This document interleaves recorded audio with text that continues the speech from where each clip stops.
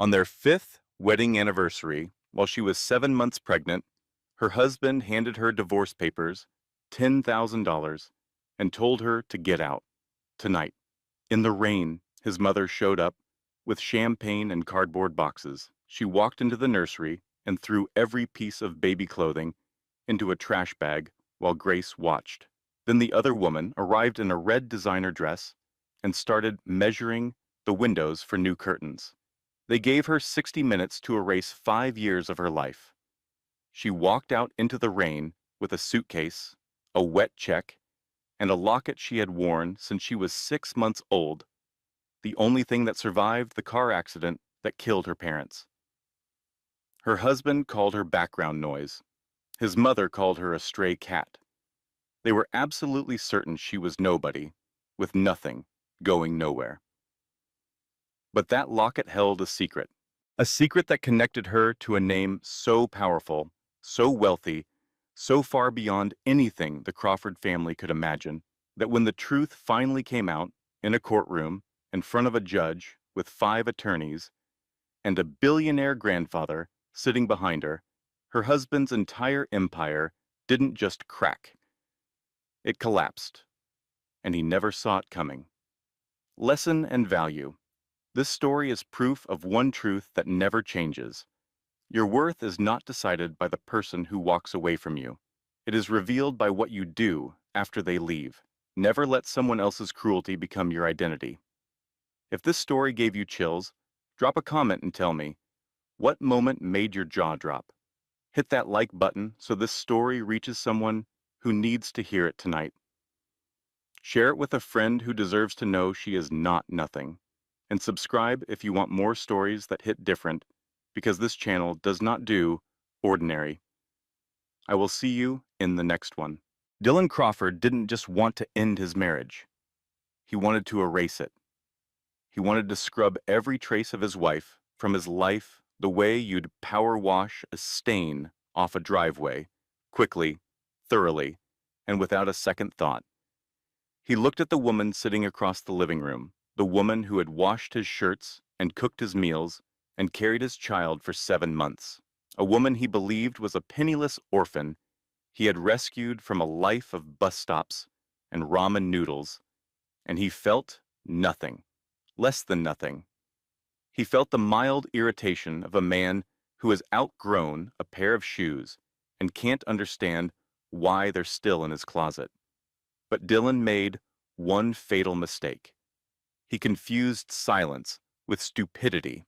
He mistook kindness for weakness, and he assumed that a woman with no money, no family, and no last name worth remembering could never, ever fight back. He had no idea that the signature on those divorce papers wouldn't just end a marriage. It would detonate a bomb that would level everything he had ever built, every lie he had ever told, and every cruel word he had ever whispered in the dark. This is the story of how a man threw away a queen to chase a pawn. And this is the story of how that queen burned his kingdom to the ground without ever raising her voice. The envelope was thick, creamy white, and unmistakably legal.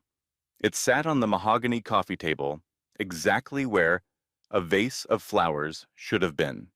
It was October 14th, a Wednesday, and it was Grace and Dylan Crawford's 5th wedding anniversary.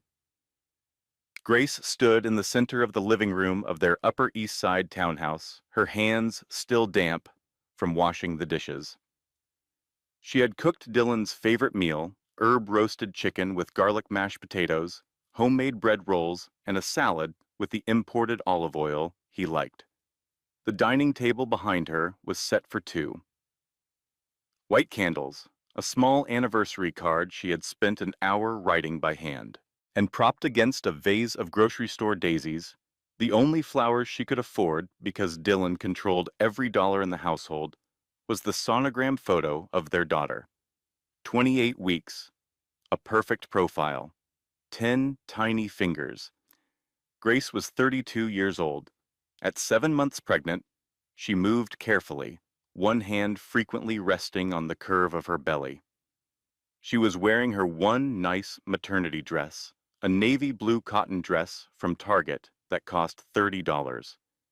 She had saved for it by skipping lunches for 2 weeks, telling Elena she wasn't hungry, packing a granola bar in her purse instead. Dylan wouldn't have noticed if she'd worn a burlap sack.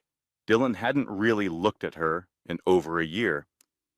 She heard his key in the lock at 9:47. He was 3 hours late. She had texted him twice. The chicken had dried out at 8:30. She had turned the oven off at 9. The front door opened, and the sound of expensive shoes on hardwood echoed through the foyer. Dylan Crawford walked in carrying a gust of cold October air and the faint scent of whiskey and a perfume that was not Grace's. He was a handsome man, in the way a razor is handsome, sharp, clean, and designed to cut. Dark hair, strong jaw, a body maintained by a personal trainer Grace was not allowed to use because, as Dylan put it, why would you need a gym membership when you get your exercise scrubbing the bathroom floor? He didn't look at Grace. He didn't look at the dinner table. He didn't look at the sonogram. He walked to the liquor cabinet, poured himself a glass of bourbon, and then turned and leaned against the sideboard with the expression of a man completing an unpleasant but necessary task, like filing taxes or putting down a dog. He gestured at the coffee table with his glass. "You've seen it, then?" Grace looked at the envelope. She didn't need to open it. The atmosphere in this house had been dying for months, maybe years. The late nights that bled into early mornings, the new passcode on his phone that changed every week, the way he flinched when she touched his shoulder, as if her fingers were made of something unclean. She picked up the sonogram photo from the table where the envelope had been dropped on top of it. She wiped a crease from the corner and held it against her chest. "Happy anniversary, Dylan," she said softly. Her voice was steady, composed, a clear, quiet stream running over rocks. It was the voice that had always irritated Dylan because he could never crack it, never make it shake, never hear the satisfying sound of a woman breaking. Dylan let out a short, ugly laugh. "God, you're pathetic." Even now, no screaming, no throwing things, just happy anniversary. He took a long sip of bourbon and grimaced. "This is exactly why we're done, Grace. You have no fire, no ambition. You're furniture. You're the beige paint on a wall that nobody looks at." Grace held the sonogram a little tighter. "Is that what the papers say? Irreconcilable differences due to beige paint?" "They say whatever my lawyers drafted them to say," Dylan snapped. He set his glass down, hard on the sideboard, and a ring of bourbon splashed onto the polished wood. Grace's eyes flicked to it automatically, years of training making her want to wipe it up. She didn't move. "The point is, it's over. I've outgrown you, Grace. It happens. Stocks rise, stocks fall. You were a good investment when I was a junior associate and needed someone who kept the house clean and didn't ask questions. But I'm a name partner now. I close deals with people who summer in the Hamptons. I sit across the table from senators and CEOs. I need a wife who fits that world. Someone who can host a gala. Someone who walks into a room and people notice. Not someone who looks like she should be serving the appetizers." "Jettona." The insult hung in the air like smoke. Grace didn't flinch. She had heard variations of the speech for years, the slow drip of cruelty that Dylan dispensed, like a prescription. "You're lucky I found you. You'd be nothing without me. You have no family, no education, no history. I gave you everything. The least you can do is be grateful." "And your daughter?" Grace asked. She placed her hand on her belly. The baby kicked, a tiny foot or fist pushing against her palm. Dylan waved his hand in the air like he was swatting a fly. "Your daughter. I'll pay whatever the court says." $800 a month sounds about right for someone at your income level, which, let's be honest, is zero. Without me, you're back at the diner, Grace. That's just reality. Grace looked at the envelope. What are the terms? Generous, Dylan said, and he actually smiled. It was the smile of a man who believes he is being magnanimous while handing someone a grenade. You get $10,000, cash. Consider it severance pay for 5 years of service. You keep your clothes, your little locket thing, whatever junk you brought into this marriage, and you leave tonight. Tonight? Tonight. Dylan, it's raining. I'm 7 months pregnant, and Brittany's decorators arrive at 9 tomorrow morning. I want your things gone. I want your smell gone. That cheap soap you use because you claim you have sensitive skin. I want to open my closet and not see a single Target clearance tag. Grace looked at him. She really looked at him, the way you look at something for the last time, memorizing the details, not out of love, but out of a need to remember what the danger looked like. She saw the bourbon-flushed cheeks, the hard, empty eyes, the expensive watch she had given him for their 3rd anniversary, bought with money she saved from the grocery budget by eating less so he could eat more. Can I at least stay until morning? She asked, not begging, just asking. No. The doorbell rang. Dylan's face changed. The irritation smoothed into something else, a flicker of anticipation, like a child who hears the ice cream truck. He walked to the door and opened it. Margaret Crawford stood on the threshold. She was 63 years old, thin as a whip, and dressed in a cream cashmere coat that she wore like a suit of armor. Her silver hair was pulled back in a tight bun, and her lips were pressed into a smile that had all the warmth of a closed bank vault. She was carrying a bottle of champagne in one hand and a stack of empty cardboard boxes in the other. Oh, good, Margaret said, walking past Dylan without waiting to be invited in. She didn't look at Grace. She hadn't looked directly at Grace since the wedding, when she had told her son, in a whisper, loud enough for the entire first row to hear, that marrying a foster child was like adopting a stray cat. It might seem noble at first, but eventually, you'd find hair on the furniture and regret it. She's still here, Margaret continued, setting the champagne on the counter with a decisive clink. I brought boxes. Let's get this moving. Margaret, Grace began. Don't, Margaret said sharply, finally turning to face her. She looked at Grace the way a health inspector looks at a cockroach on a kitchen counter. I've waited 5 years for this night, Grace. 5 years of watching my son waste himself on a woman who contributes nothing, who has nothing, who is nothing. So please spare me the waterworks and start packing. Margaret picked up the boxes and walked toward the stairs. Grace watched her, a cold dread settling into her stomach. Where are you going? Grace asked.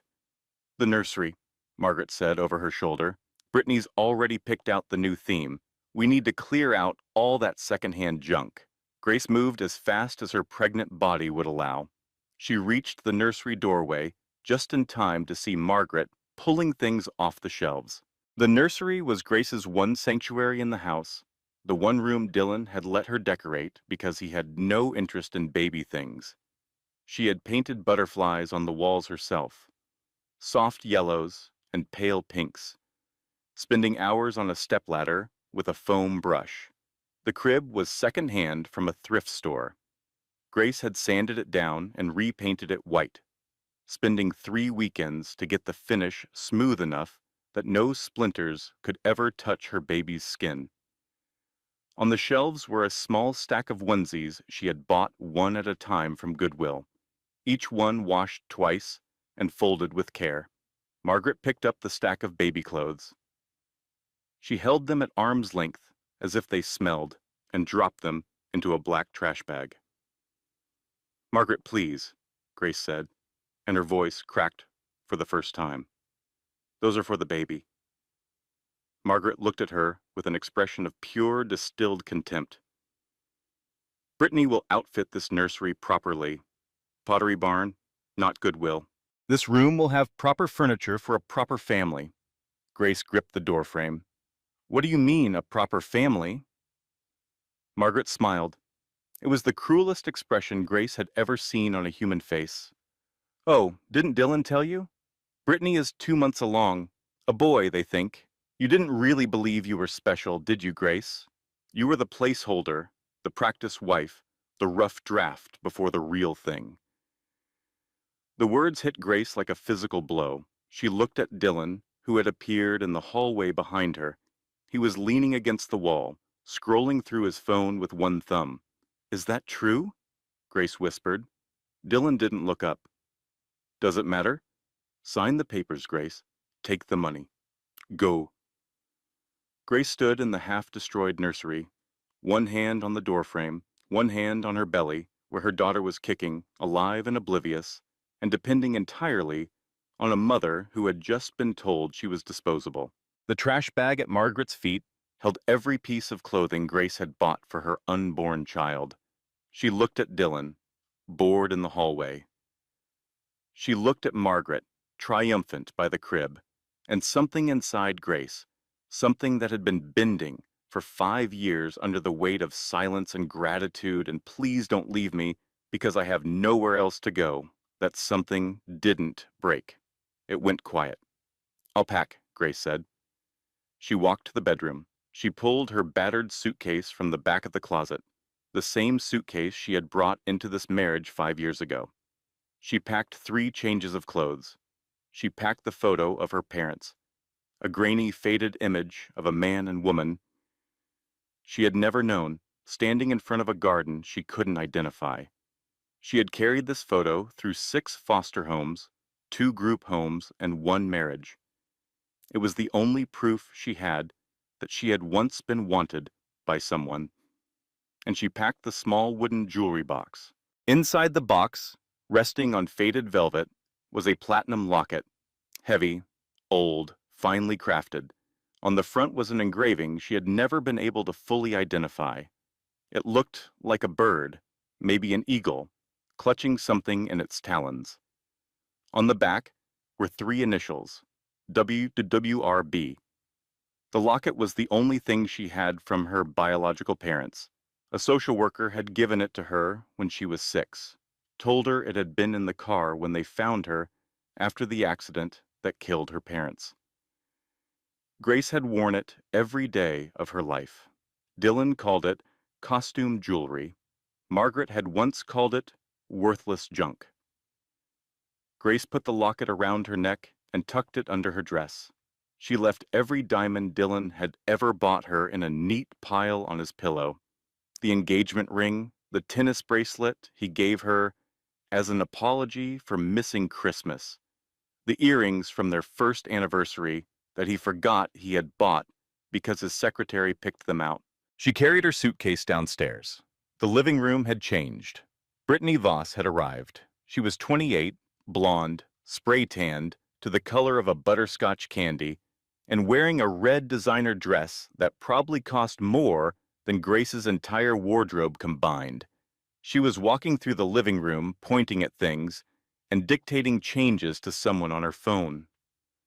The sofa goes, Brittany was saying, and all this gray, it's so depressing. I want cream and gold, and get rid of that dining set. It smells like... She paused, looking up as Grace came down the stairs, pregnant belly and suitcase and all. Brittany's eyes went wide for a theatrical second, and then her face arranged itself into a mask of exaggerated sympathy. Oh, wow, you're huge, Brittany said, lowering her phone. Don't worry, sweetie. I'll take great care of the nursery. I'm thinking all white, very clean, very fresh start. Margaret appeared from the kitchen, holding the champagne. She popped the cork. The sound echoed through the townhouse like a starting pistol. Grace set her suitcase down at the bottom of the stairs. She looked at the 3 of them. Dylan on the sofa, arms stretched along the back, one ankle on his knee, the king of his castle. Brittany beside him, draping herself over the armrest like a trophy on a shelf. Margaret pouring champagne into glasses, her thin lips curved in satisfaction. 3 people celebrating the disposal of a pregnant woman. Grace walked to the door. She stopped. She didn't turn around fully, just enough so her voice would carry.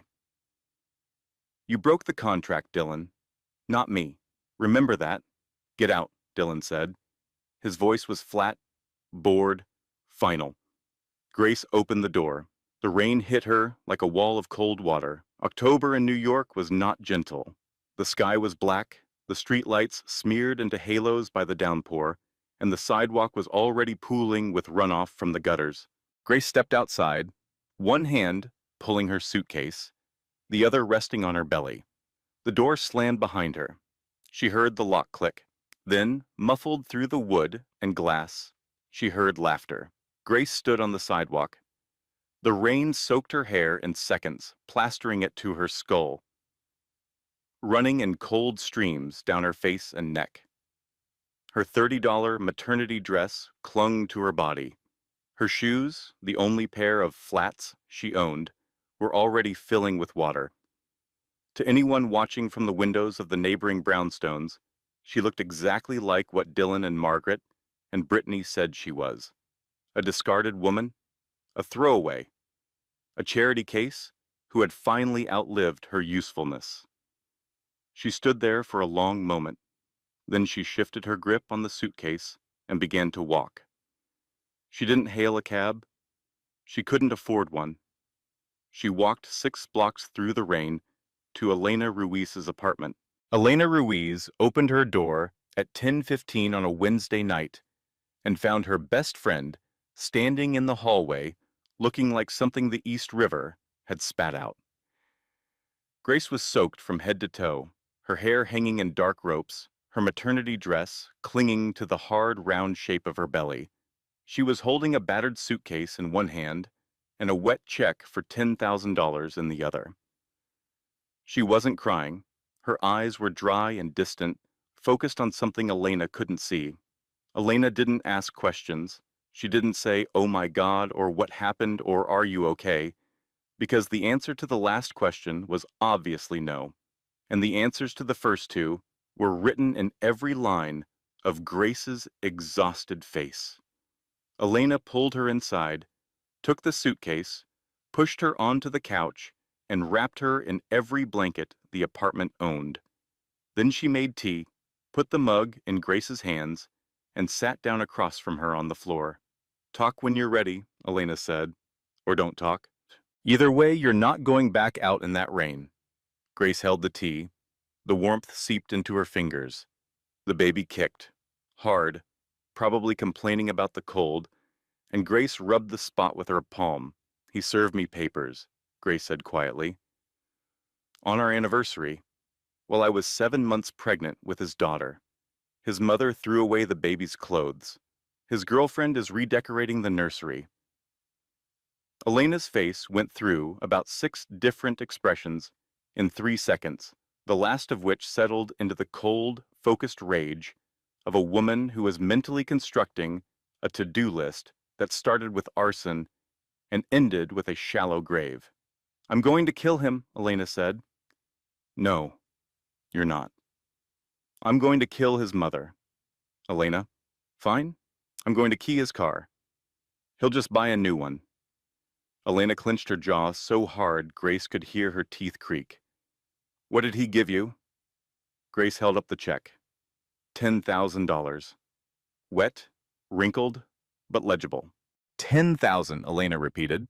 For 5 years. For cooking, cleaning, hosting his dinner parties, managing his entire domestic life, and growing a human being inside your body. $10,000. He called it generous, Grace said. He called it generous, Elena echoed, and the way she said it made the words sound like what they actually were, which was obscene. She took a breath, visibly forcing herself to calm down. "Okay, what's the plan?" "I filed the response today. The court date is November 20th. 37 days. "And your lawyer?" Grace said nothing. "Grace, I can't afford a lawyer, Elena. Legal aid gave me forms. I filled them out myself. Elena stared at her. You're going into a divorce hearing against a senior partner at one of Manhattan's biggest law firms, and you're representing yourself?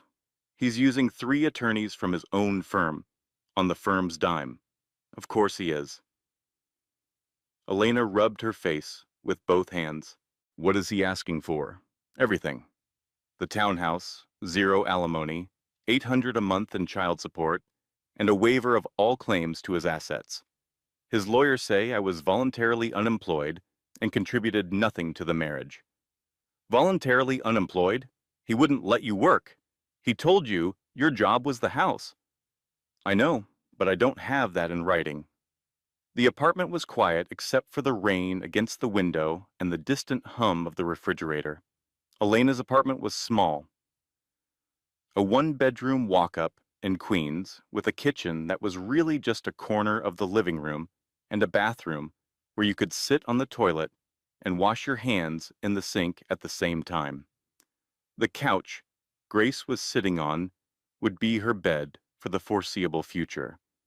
It had a spring that poked through the left cushion, and the frame sagged in the middle, but it was warm and it was dry, and it belonged to someone who actually cared whether Grace lived or died. You can stay here as long as you need, Elena said. The couch isn't great, but the roommate is exceptional. Grace almost smiled. Almost. 3 weeks passed. Grace got her old job back at the Olympia Diner on West 46th Street, the same diner where she had worked when she met Dylan 6 years ago. He had come in one morning before a court appearance, ordered black coffee and a blueberry muffin, and told her she had the most unusual eyes he had ever seen. Violet, like a character from a novel. She had blushed. She had written her number on his receipt. She had believed, with the desperate faith of a woman who had never been chosen by anyone, that this handsome, confident man with the expensive suit and the easy smile actually saw something in her worth loving.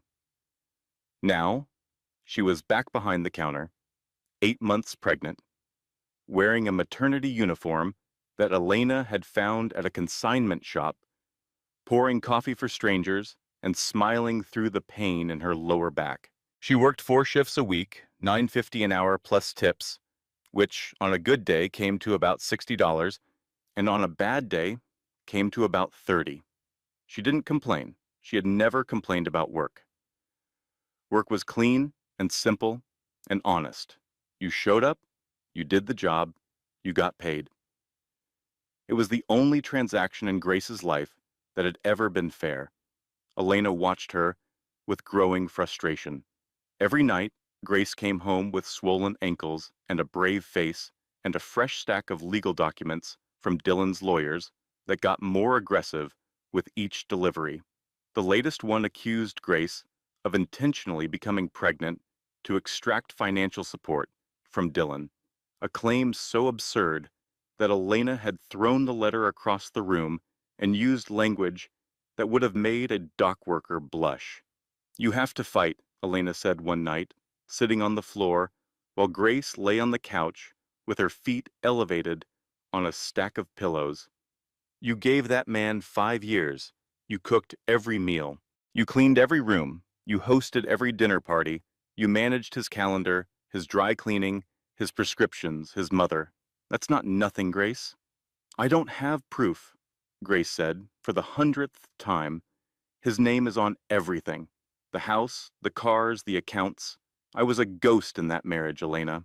I existed to make his life easier, and I did it so well that there's no record I was ever there. She turned the locket over in her fingers. She did this often, running her thumb across the engraving, tracing the shape of the bird and the 3 initials, WRB. It was a nervous habit, like a rosary. The locket was old, heavy, made of a metal that never tarnished. It was the only thing she had from her parents, the parents she had never known, whose faces she had memorized from a single grainy photograph, and whose story she had been told in fragments by social workers who had more important things to do than comfort one more orphan in a system full of them. The story, as Grace understood it, was simple and sad. Her parents had died in a car accident when she was 6 months old. There were no relatives, no godparents, no safety net. Grace had been placed in emergency foster care and had stayed in the system until she aged out at 18. The locket and the photograph were all that survived.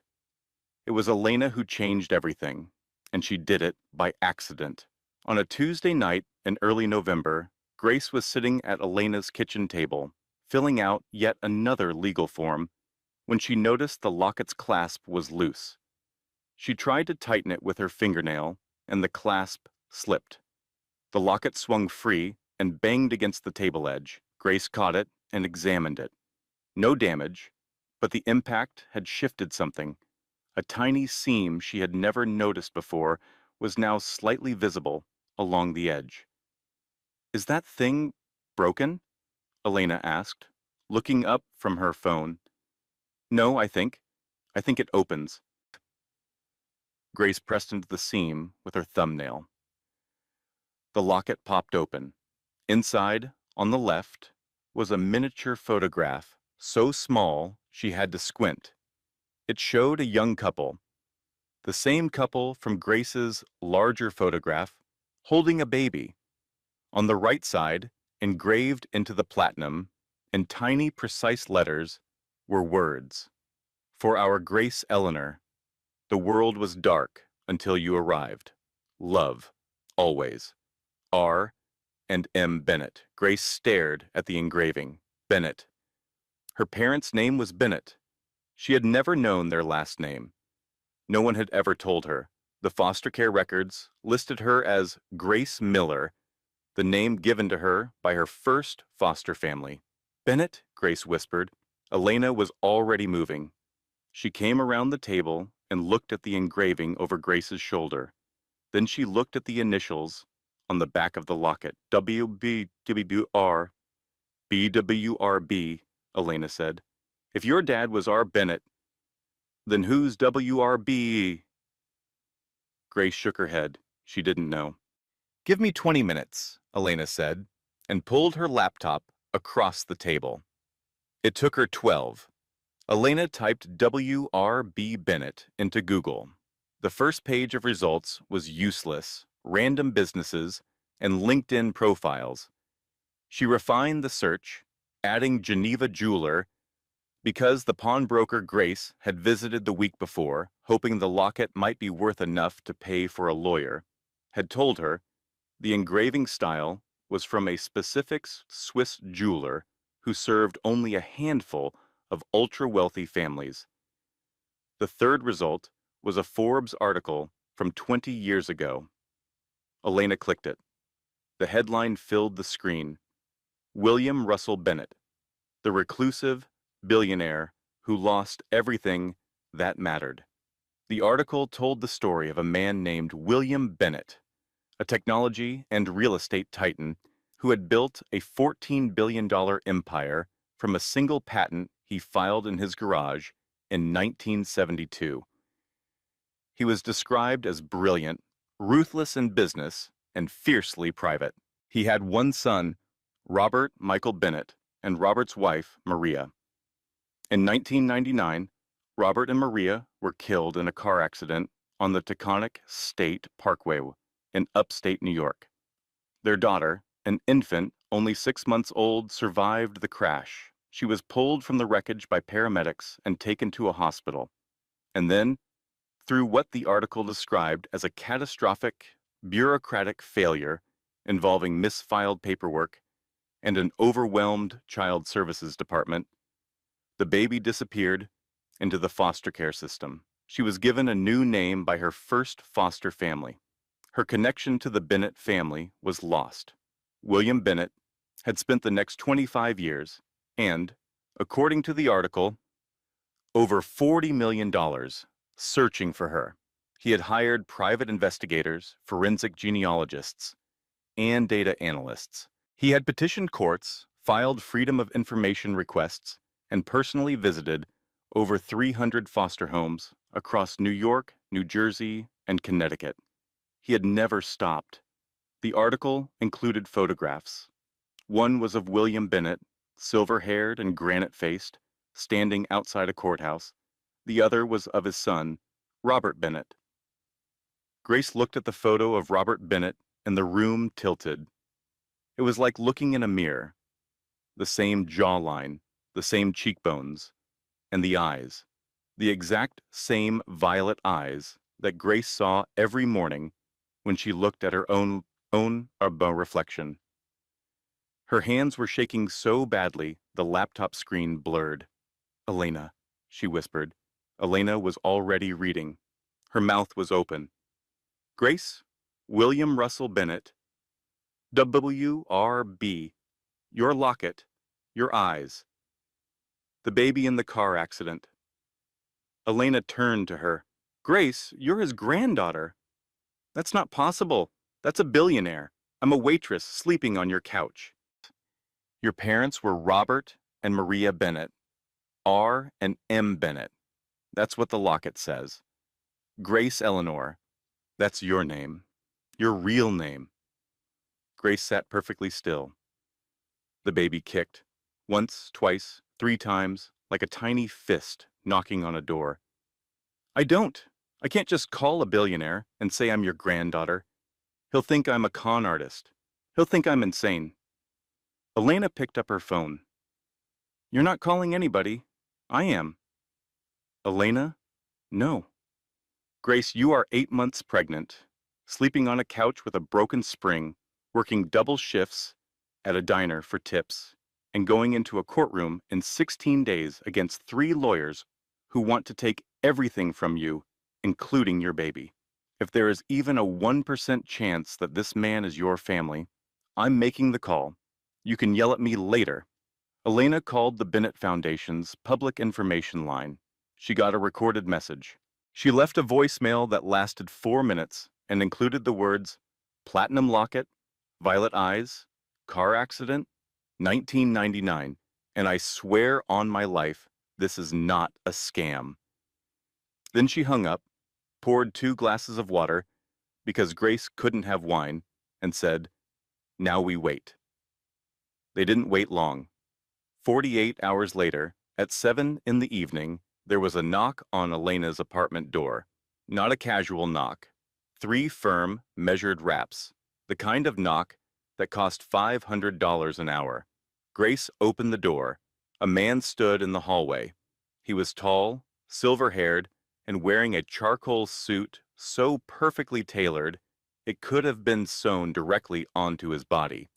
Behind him stood 2 other men in dark suits, hands clasped in front of them, with earpieces and the particular stillness of professional security.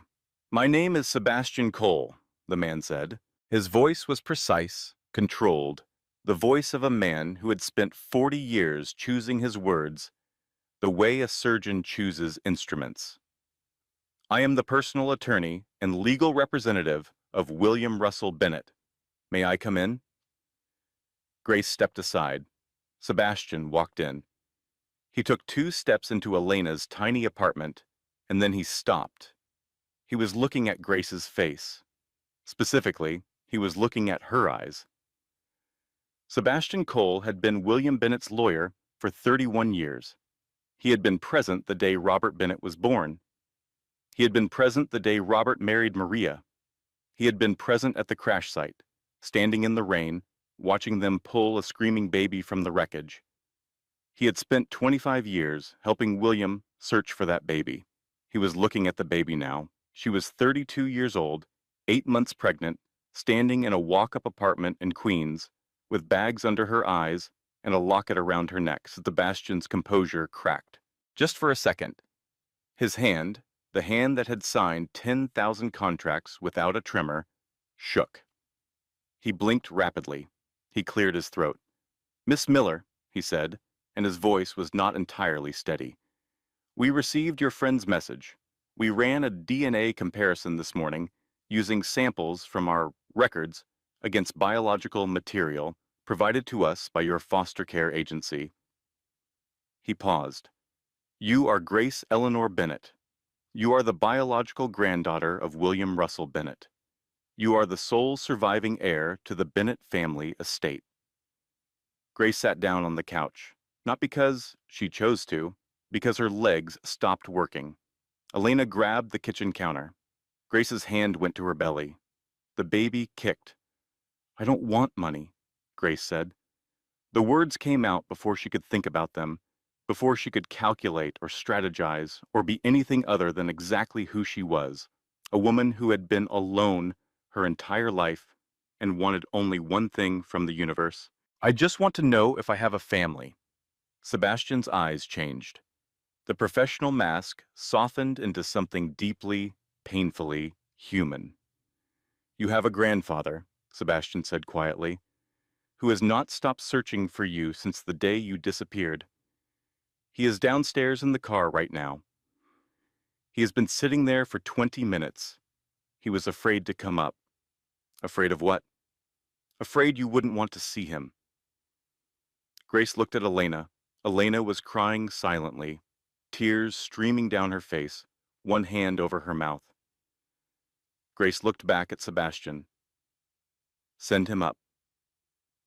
William Russell Bennett climbed 4 flights of stairs in a walk-up apartment building in Queens, and by the time he reached Elena's door, he was breathing hard. Not because he was out of shape. The man still played tennis 3 times a week at 78, but because his heart was doing something it hadn't done in 25 years. It was hoping. He had trained himself out of hope a long time ago. Hope was a cruel drug for a man who had spent a quarter-century searching for a ghost. Every lead that went cold, every DNA test that came back negative, every private investigator who called with regret in their voice, each one had chipped away at the reservoir of hope until William had learned to function without it. He ran his empire on discipline, his household on routine, and his emotional life on the grim acceptance that he might die without ever finding his granddaughter. And then Sebastian had called him. We found her, sir. 3 words that cracked the dam. William stood in the doorway of Elena's apartment. He was tall, still broad in the shoulders, with thick silver hair and a face that belonged on a coin. He was wearing a navy suit that cost more than the apartment's annual rent, and he was holding his hands together in front of him to stop them from shaking. He saw Grace. She was sitting on the couch, small and tired, and enormously pregnant, with dark hair and a face that made William's breath catch in his throat because it was his son's face. The jawline, the cheekbones, the quiet composure. But the eyes. God, the eyes, violet. Deep, unmistakable violet. The Bennett eyes. His wife had them, his son had them, and now this woman, this stranger who was not a stranger, this ghost who was suddenly, miraculously, terrifyingly real, she had them too. William opened his mouth to say something. He had rehearsed a speech in the car, something dignified and measured, something a billionaire would say to a granddaughter he was meeting for the first time. He had practiced it twice. He remembered none of it. He opened his arms. Grace stood up. It took her a moment because of the belly, and Elena almost moved to help her but stopped herself. Grace crossed the room. She was shaking. William was shaking. The distance between them was 8 feet and 25 years. Grace walked into his arms. William closed them around her, carefully because of the baby, and he held her. He held his son's daughter. He held the infant he had last seen being carried out of a wrecked car on a rainy highway. He held the girl he had searched for across 6 states and 2 decades and $40 million and 1,000 sleepless nights. He didn't speak. He couldn't. His chin trembled. His eyes filled. A sound came out of him that he had never made before. Not a sob exactly, but the sound of something that had been locked for 25 years, finally breaking open. Grace was crying. She pressed her face into his chest, and she cried in a way she hadn't cried since she was a child in a foster home, pressing her face into a pillow so the other kids wouldn't hear. She cried for every birthday no one came to, every school play no one watched. Every night she lay in a strange bed in a strange house and whispered, "Please, someone, find me." Elena was crying in the kitchen, making no effort to hide it, tears dripping off her chin onto the linoleum. Sebastian stood in the hallway, one hand on the doorframe, looking at the ceiling with the focused intensity of a man who was absolutely not going to cry in front of anyone, his jaw working, his eyes suspiciously bright. William pulled back. He kept his hands on Grace's shoulders. He looked at her face, memorizing every detail. "You look like him," William said. His voice was rough. "You look exactly like my Robert." Grace wiped her eyes. "I have a picture. It's all I've had." I know, sweetheart. But you have more now." William looked down at her belly. His expression changed. The grief and tenderness shifted, and something new entered his eyes. Wonder. Fierce and almost painful. "Is that my great-grandchild?" Grace nodded. She took his hand and placed it on the curve of her belly. The baby, as if she had been waiting for this moment, as if she somehow knew that a large, warm hand now resting on the wall of her world belonged to someone important, kicked directly into William's palm. William's face broke open. The billionaire, the titan, the man who had stared down corporate raiders and congressional committees, came completely undone. Tears ran freely down his lined face. "Hello, little one," he whispered. "I'm your great-grandfather. I've been waiting a very long time to meet your family." Then the warmth left his face. It didn't disappear. It retreated, like the tide pulling back before a wave. What replaced it was something much older and much more dangerous. It was the face of the man who had built $14 billion from nothing. The face of a man who did not tolerate cruelty toward the people he loved. "Grace," William said, still holding her hands, "Sebastian told me some of what happened. I need you to tell me the rest. All of it." Grace told him. She told him about Dylan, about the 5 years of marriage that had really been 5 years of servitude, about the controlling of money, the isolation from friends, the daily erosion of her self-worth through comments so casual and so constant that she had stopped recognizing them as cruelty and started accepting them as fact.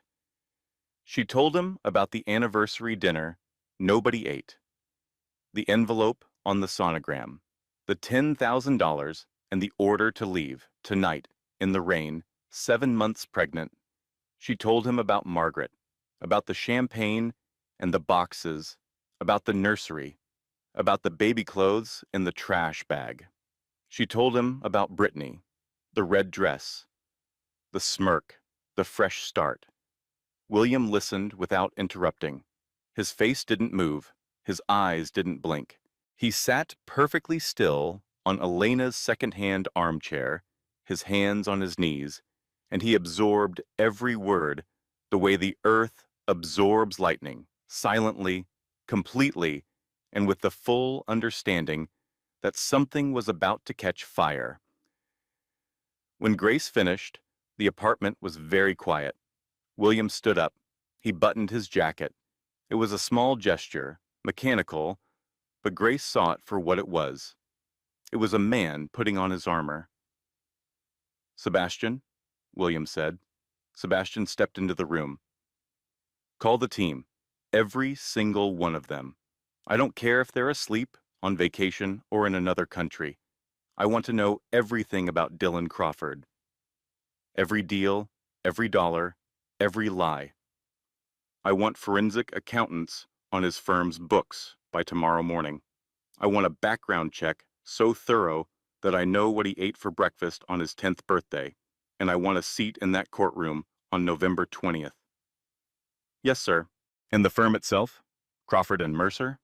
William looked at Grace. Then he looked back at Sebastian. Buy it. Sebastian's eyebrow rose by exactly 1 millimeter, which for him was the equivalent of falling off his chair. All of it? All of it. Buy the firm, buy the building, buy the parking lot underneath it. I want to own the ground that man walks on before he walks into that courtroom and tries to take my granddaughter's child. Sebastian nodded. He pulled out his phone and stepped into the hallway. Grace could hear him speaking in low, rapid tones, the sound of a machine being started. William turned to Grace. The iron in his face softened. Pack your things, sweetheart. You and your friend are coming with me. There's a penthouse on Central Park West with your name on the deed. There's a doctor who specializes in high-risk pregnancies waiting to see you tomorrow morning. And there is a legal team that is going to make sure that the man who threw you into the rain never has the power to hurt you or your daughter again. Grace looked at Elena. Elena was leaning against the kitchen counter, mascara streaked, arms crossed, wearing the expression of a woman who had just watched her best friend's life change in real time. I'm getting my coat, Elena said.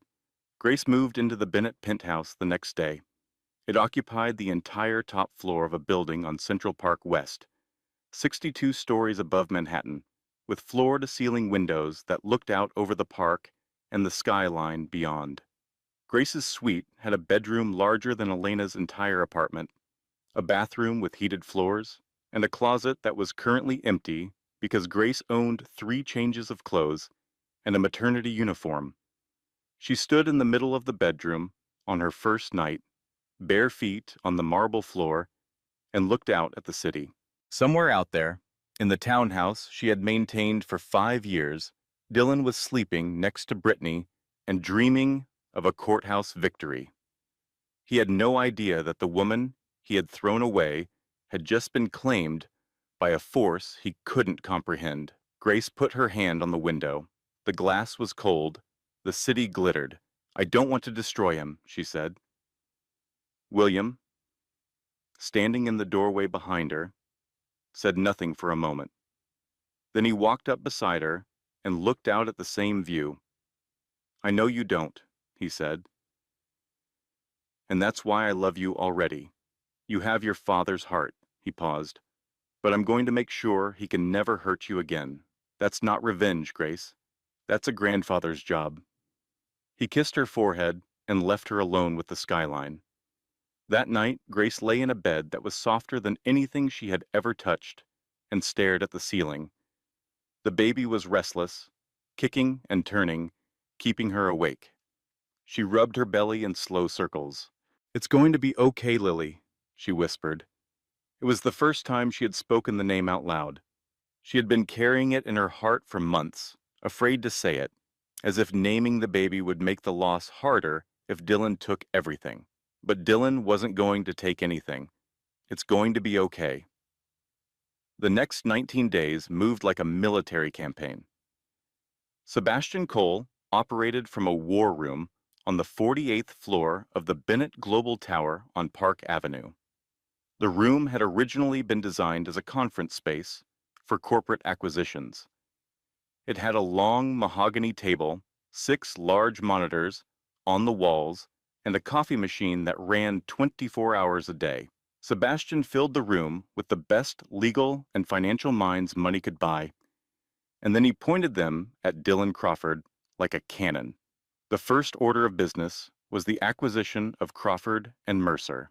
This was accomplished in 72 hours through a series of shell companies and blind trusts, all perfectly legal, all designed to ensure that Dylan would have no idea his firm had changed hands until the moment it was most useful for him to find out. Bennett Capital Partners, a subsidiary of the Bennett Family Trust, acquired 51% of the firm's equity. The remaining minority partners, when approached with a buyout offer that was 30% above market value, signed with enthusiasm and discretion. Sebastian added a standard non-disclosure clause. Nobody talked. The second order of business was the forensic audit. Sebastian brought in a team of 6 forensic accountants from a firm that specialized in white-collar crime investigations. They were given unrestricted access to Crawford and Mercer's financial records, which, as the firm's new majority owner, Bennett Capital was legally entitled to review. What they found made Sebastian's blood pressure rise and his smile widen simultaneously. Dylan Crawford had been stealing from his own clients for 3 years. The scheme was not sophisticated. It was the financial equivalent of a smash and grab, relying not on cleverness, but on the assumption that no one was watching. Dylan had created a shell company called Crawford Solutions, registered to a P.O. box in Delaware, and listed it as an outside consulting firm on the books of several major client accounts. Each month, Crawford Solutions invoiced between $40,000 and $60,000 for consulting services. The invoices were approved by Dylan and paid from client funds. The sole employee of Crawford Solutions was Brittany Voss, who had no degree, no professional certifications, and listed her primary occupation on social media as lifestyle influencer. In 3 years, Dylan had siphoned $2.3 million through this scheme. The money had paid for Brittany's apartment, her car, her wardrobe, her weekly spa treatments, and a vacation to St. Bart's that Dylan had told Grace was a business trip. The forensic team also found evidence of insider trading. Dylan had purchased stock in a company called Tech Core Dynamics 3 days before Crawford and Mercer's client, Voss Industries, announced a merger with Tech Core. The stock tripled in value. Dylan made $420,000 in a single trade, which he routed through an offshore account in the Cayman Islands. The trade was so brazen that the only explanation for why he hadn't been caught was that no one had ever bothered to look. The third order of business was Margaret. Sebastian's investigators discovered that Margaret Crawford had retained a private investigator named Curtis Webb, paying him $15,000 in cash to fabricate a psychiatric evaluation of Grace. The fake document claimed that Grace had been involuntarily committed to a facility called the Greenfield Psychiatric Center in Albany, New York, at the age of 16, diagnosed with severe personality disorder and deemed a potential risk to herself and others. Every word of it was fiction. Grace had never been to Albany. The Greenfield Psychiatric Center had closed in 1997, 4 years before the date on the fabricated evaluation. The doctor whose name appeared on the signature line, a Dr. Raymond Foster, had never been licensed to practice medicine in any state. Curtis Webb had created him from whole cloth. Sebastian's response to this discovery was to do nothing. He did not alert the authorities. He did not file a complaint. He did not warn Margaret Crawford. Instead, he carefully documented every detail, obtained a sworn affidavit from Curtis Webb, who was more than happy to cooperate once Sebastian's lawyers explained the difference between immunity and a prison cell, and he waited. He wanted Margaret to file the document in court. He wanted her to put it in a judge's hands. And then he wanted to detonate it in front of her. Sebastian was, at heart, a patient man. While the legal and financial machinery churned, Grace lived a life she had never imagined. She woke each morning in a warm bed. She ate breakfast at a table where no one criticized her cooking. She saw Dr. Patricia Weston, one of Manhattan's leading obstetricians, who monitored Grace's blood pressure, checked the baby's growth, and told her that her daughter was healthy, active, and apparently fond of kicking her mother's bladder at 3 in the morning. Grace spent her days with William. They talked for hours. He told her about her father, about Robert's laugh, his love of old movies, his terrible cooking, his stubborn insistence on fixing things himself, even though he could afford to hire anyone. He told her about her mother, Maria, who had been a cellist with the New York Philharmonic, who had once played an entire concerto with a broken finger because she didn't want to let the orchestra down. Grace listened to these stories the way a person dying of thirst listens to the sound of water. She drank them in. She held them. She replayed them at night while lying in bed, building a picture of the parents she had never known from the fragments William gave her. William, in turn, listened to Grace.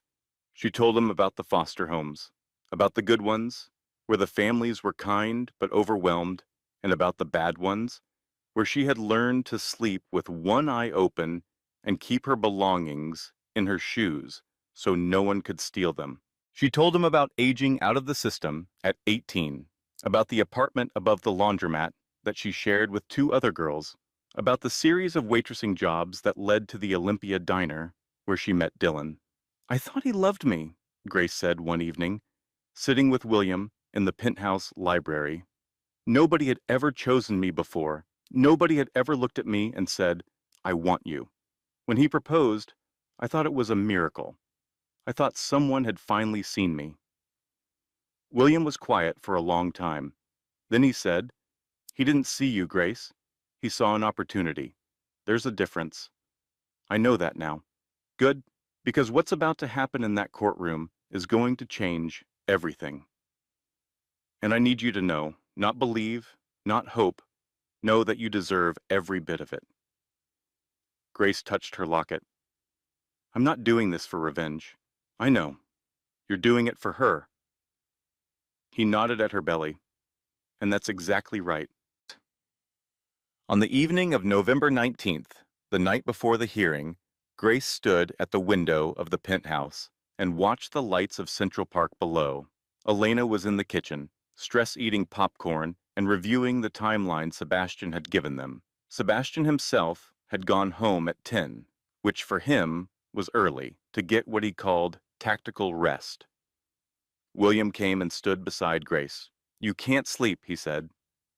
"No." "What are you thinking about?" Grace pressed her forehead against the cold glass. "I'm thinking about what happens when he sees me tomorrow, when he realizes what I am, what we are. Are you afraid?" "No, I'm sad." She paused. "I'm sad because I gave him 5 years and a baby, and he never once tried to know me.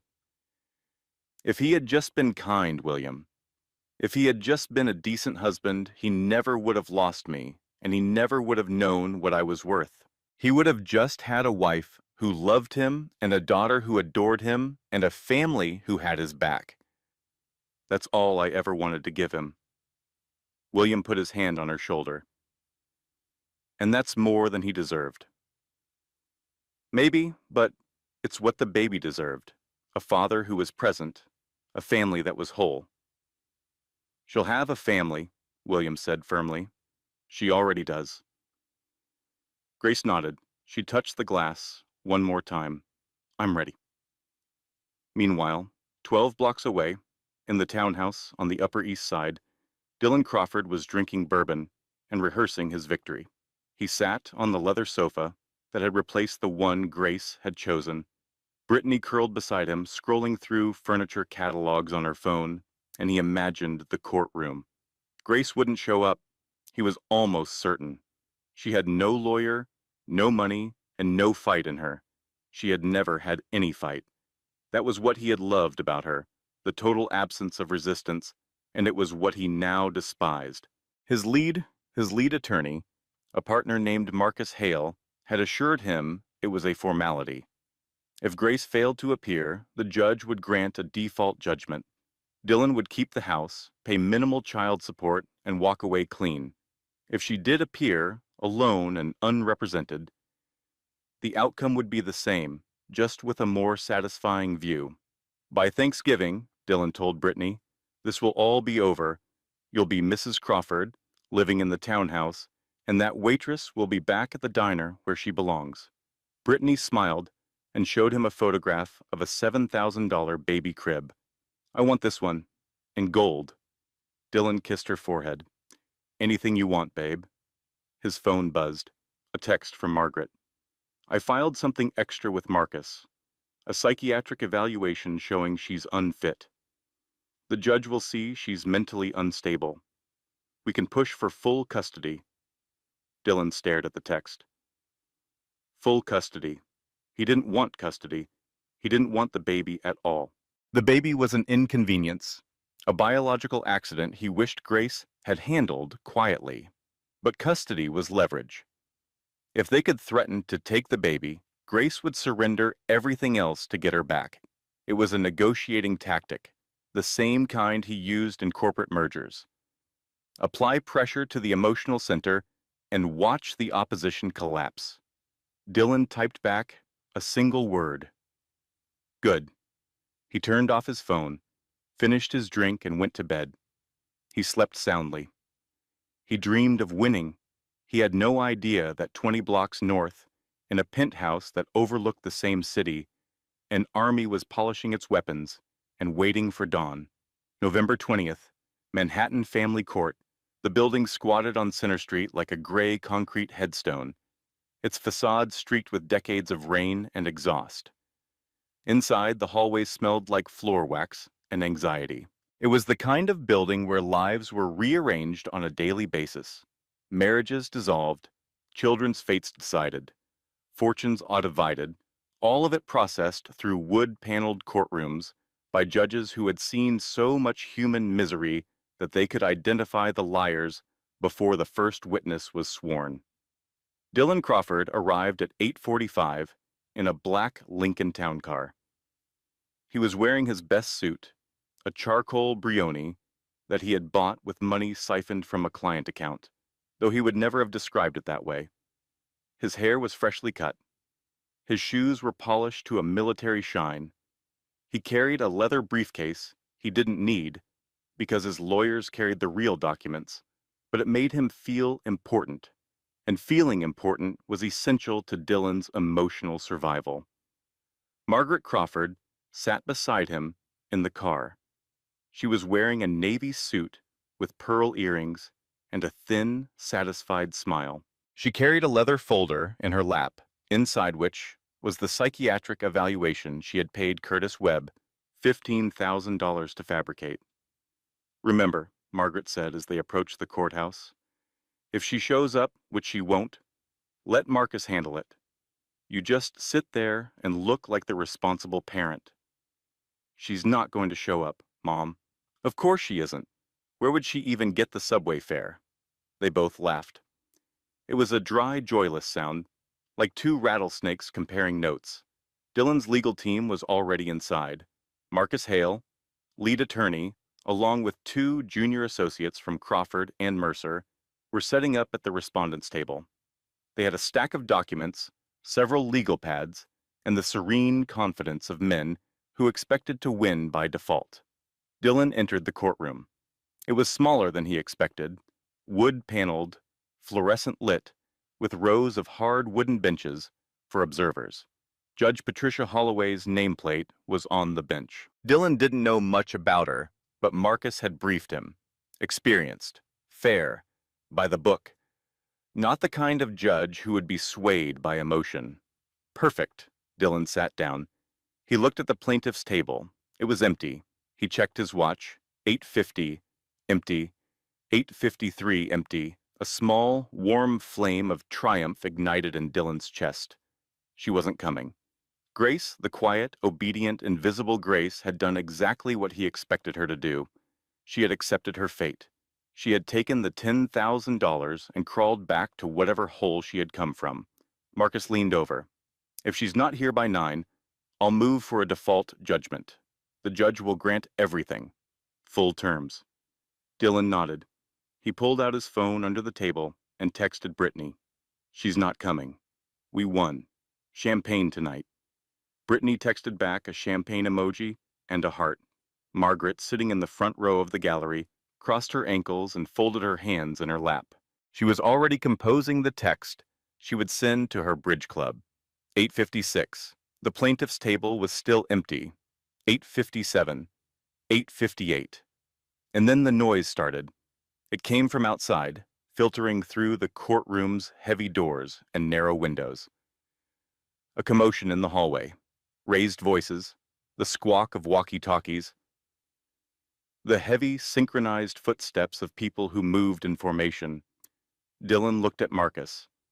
Marcus frowned. One of the junior associates stood up and cracked open the courtroom door to look. He went pale and sat back down without saying a word. "What?" Dylan asked. The junior associate swallowed. There are. There are a lot of people out there." The courtroom doors opened, not tentatively, not one at a time, but both doors, pushed open simultaneously by two men in dark suits with earpieces and the particular body language of professional security. They didn't enter the courtroom. They held the doors and stood aside. Sebastian Cole walked in first. Silver hair, charcoal suit, the thin gold pin of the New York State Bar on his lapel.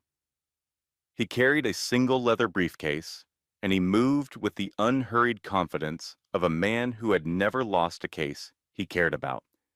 Behind him walked four more attorneys, two men and two women, each carrying document cases, each radiating the focused calm of a surgical team entering an operating room.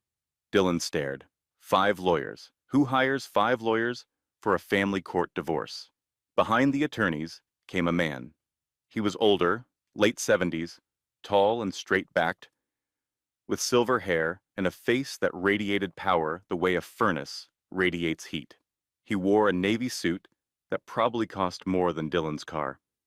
He walked slowly, not out of frailty, but out of gravity. Each step deliberate, each movement carrying the weight of a man who was accustomed to rooms rearranging themselves around his presence. Dylan didn't recognize him, but something about the man made the hair on the back of his neck stand up. And then Grace walked in. Dylan's breath stopped, not figuratively. His diaphragm actually seized, his lungs locked, and for 3 full seconds, he did not breathe.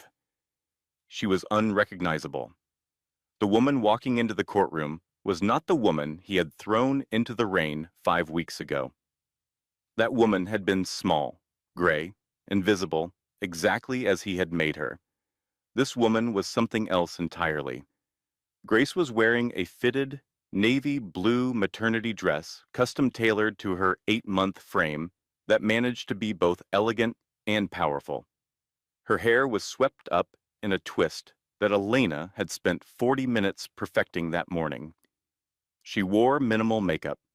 She didn't need it. Her skin glowed with the particular luminance of late pregnancy, and her eyes, those violet eyes that Dylan had once called unusual and then spent 5 years ignoring, were clear and steady and absolutely lethal. Around her neck, the platinum locket gleamed against the dark fabric of her dress. It was the same locket, but it looked different now, polished, restored, and hanging on a new chain of white gold that caught the fluorescent light and turned it into something that looked almost absurdly like a crown. Grace walked down the center aisle of the courtroom. She didn't look left. She didn't look right. She didn't look at Dylan. She walked to the plaintiff's table, pulled out her chair, and sat down. Sebastian sat beside her. The 4 attorneys arranged themselves behind. William Bennett took a seat directly behind Grace in the first row of the gallery, where Dylan could see him clearly, where the message was impossible to miss. "She is mine. You had your chance, and you broke her. Now try to get past me." Elena slid into a seat 2 rows back. She was wearing the nicest outfit she owned, a black blazer and slacks she had borrowed from a friend, and she was gripping her own hands in her lap so tightly her knuckles were white. But she was there. She had been there since the beginning, and she would be there until the end. Dylan stared at Grace. His brain was trying to process what his eyes were showing him, and the math wasn't working. Grace was poor. Grace was alone. Grace had no one. Grace was a waitress who wore Target dresses and cut coupons and couldn't afford a lawyer. So why was she sitting there with 5 attorneys, a security detail, and a man who looked like he could buy the courthouse and turn it into a parking garage? Margaret leaned forward from the gallery and whispered urgently through the railing. Dylan, who are those people? Dylan didn't answer. He couldn't. He was looking at the briefcase Sebastian had set on the table. Embossed on the leather, in gold, was a crest. A double-headed hawk clutching a sword. The same symbol on Grace's locket. The same symbol he had seen on that locket 1,000 times and dismissed as costume jewelry decoration. The same symbol that had been on the memo from the new owners of his firm. The memo he had glanced at 2 weeks ago and ignored because he assumed the new ownership was some faceless investment fund that would never affect him. His blood went cold. And then Grace turned her head, just slightly, just enough so that her eyes met his for the first time since the night she walked out of their home in the rain.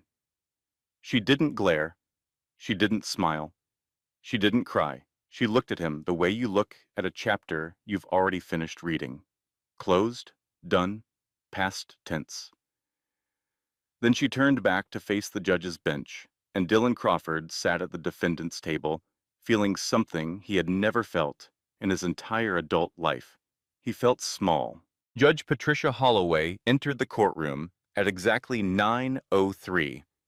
She was a woman in her early 60s with short gray hair, reading glasses on a chain around her neck, and the kind of face that suggested she had heard every lie ever invented and was not in the mood to hear a new one.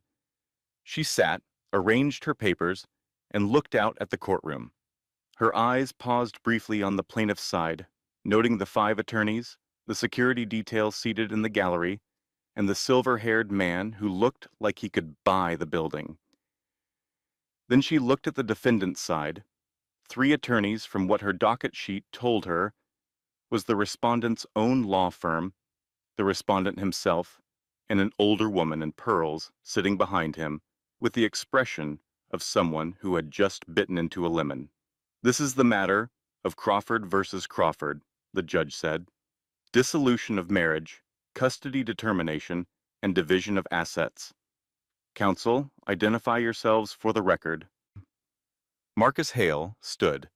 Marcus Hale of Crawford and Mercer, representing the respondent, Dylan Crawford. Sebastian Cole stood. He buttoned his jacket. He did it slowly. Sebastian Cole of the Bennett Law Group, representing the petitioner, Grace Eleanor Bennett Crawford. Marcus blinked. Bennett? Sebastian didn't look at him. The petitioner was born Grace Eleanor Bennett. She was separated from her family as an infant and raised in the foster care system under the name Grace Miller. Her identity has been confirmed through DNA analysis. She is the sole surviving granddaughter of William Russell Bennett. The courtroom went very quiet. Marcus turned to Dylan. Dylan was gripping the edge of the table. His face had gone the color of old paper. Judge Holloway looked at Sebastian over her reading glasses. Mr. Cole, is the gentleman in the gallery William Bennett? He is, Your Honor. The judge absorbed this with the professional calm of a woman who had presided over cases involving celebrities, politicians, and organized crime figures. She turned to Marcus. Proceed with your opening, Mr. Hale. Marcus stood up. He had prepared a speech about Dylan's contributions to the marriage, Grace's lack of income, and the equitable distribution of assets in the respondent's favor. It was a good speech. He had practiced it in the mirror. It assumed that Grace would be sitting alone at the other table, frightened and unrepresented. Looking at the wall of legal talent facing him, Marcus felt the speech wilting in his throat like a flower in a furnace, but he was a professional. He delivered it. Your Honor, my client, Dylan Crawford, is a senior partner at one of Manhattan's most respected law firms. He has been the sole financial provider for this family for the entirety of the marriage. Mrs. Crawford, or Ms. Bennett, as she now prefers, was voluntarily unemployed throughout the marriage. She brought no assets into the union and generated no income during its duration. We are requesting full ownership of the marital residence, minimal child support consistent with the petitioner's earning capacity, and no spousal maintenance. He sat down. Sebastian stood. He did not rush. He adjusted his cuffs. He looked at the judge. Your Honor, before we proceed with the standard matters of this dissolution, I would like to enter several items into evidence that fundamentally alter the nature and scope of this case. These items pertain to the respondent's financial conduct, his treatment of the petitioner, and the fitness of his household to maintain custody of the minor child. The judge nodded. Proceed, Mr. Cole. Sebastian opened his briefcase. The first document was thick, bound, and tabbed with colored markers. He handed copies to the judge, to Marcus, and to the court clerk. This is the result of a forensic audit conducted on the financial records of Crawford and Mercer, specifically the accounts managed or accessed by Dylan Crawford over the past 3 years. This audit was conducted at the request of the firm's majority shareholder, Bennett Capital Partners, which acquired controlling interest in Crawford and Mercer on November 1st of this year. Marcus shot to his feet. Objection. We were not notified of any change in ownership. The acquisition was conducted under standard non-disclosure provisions, Sebastian said calmly. All parties were bound by confidentiality until the transaction was complete. Your firm's minority partners signed willingly. The records in question are the legal property of Bennett Capital Partners, and their review is entirely within the rights of the new ownership. Judge Holloway looked at Marcus. Overruled. Continue, Mr. Cole. Sebastian turned a page. He spoke clearly, his voice pitched to carry, every word landing like a stone dropped into still water. Over the past 36 months, Mr. Crawford created and operated a shell company called Crawford Solutions, registered to a post office box in Delaware. This company was listed as an outside consulting firm on the books of multiple client accounts handled by Mr. Crawford at the firm.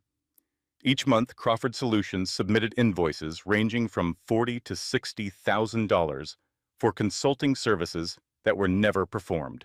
These invoices were approved by Mr. Crawford and paid from client funds. Dylan stood up. Those are privileged firm records. You can't... Sit down, Mr. Crawford, Judge Holloway said sharply. You'll have your opportunity to respond. Dylan sat. His face was the color of wet cement. Sebastian continued.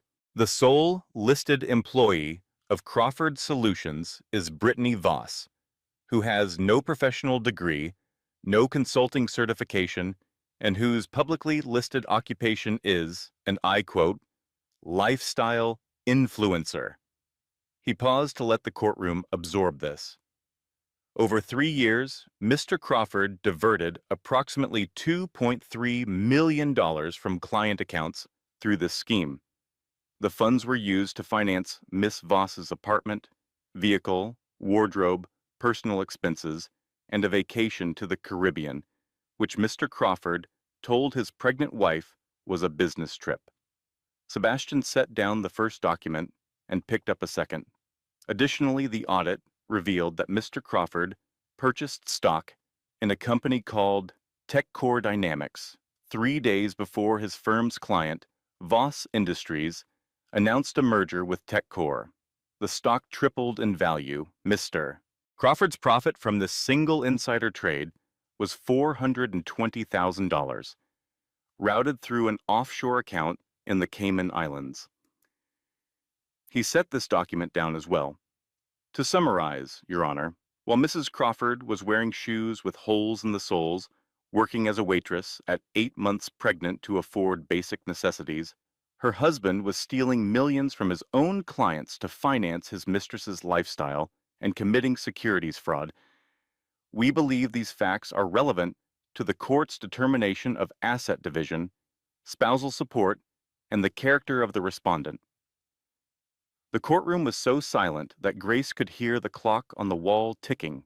Judge Holloway looked at Dylan. "Mr. Crawford, do you wish to respond?" Dylan's mouth opened. Nothing came out. Marcus grabbed his arm and whispered urgently in his ear. Dylan shook his head. "We reserve our response, Your Honor," Marcus said, and his voice had lost all of its earlier confidence. Sebastian wasn't finished.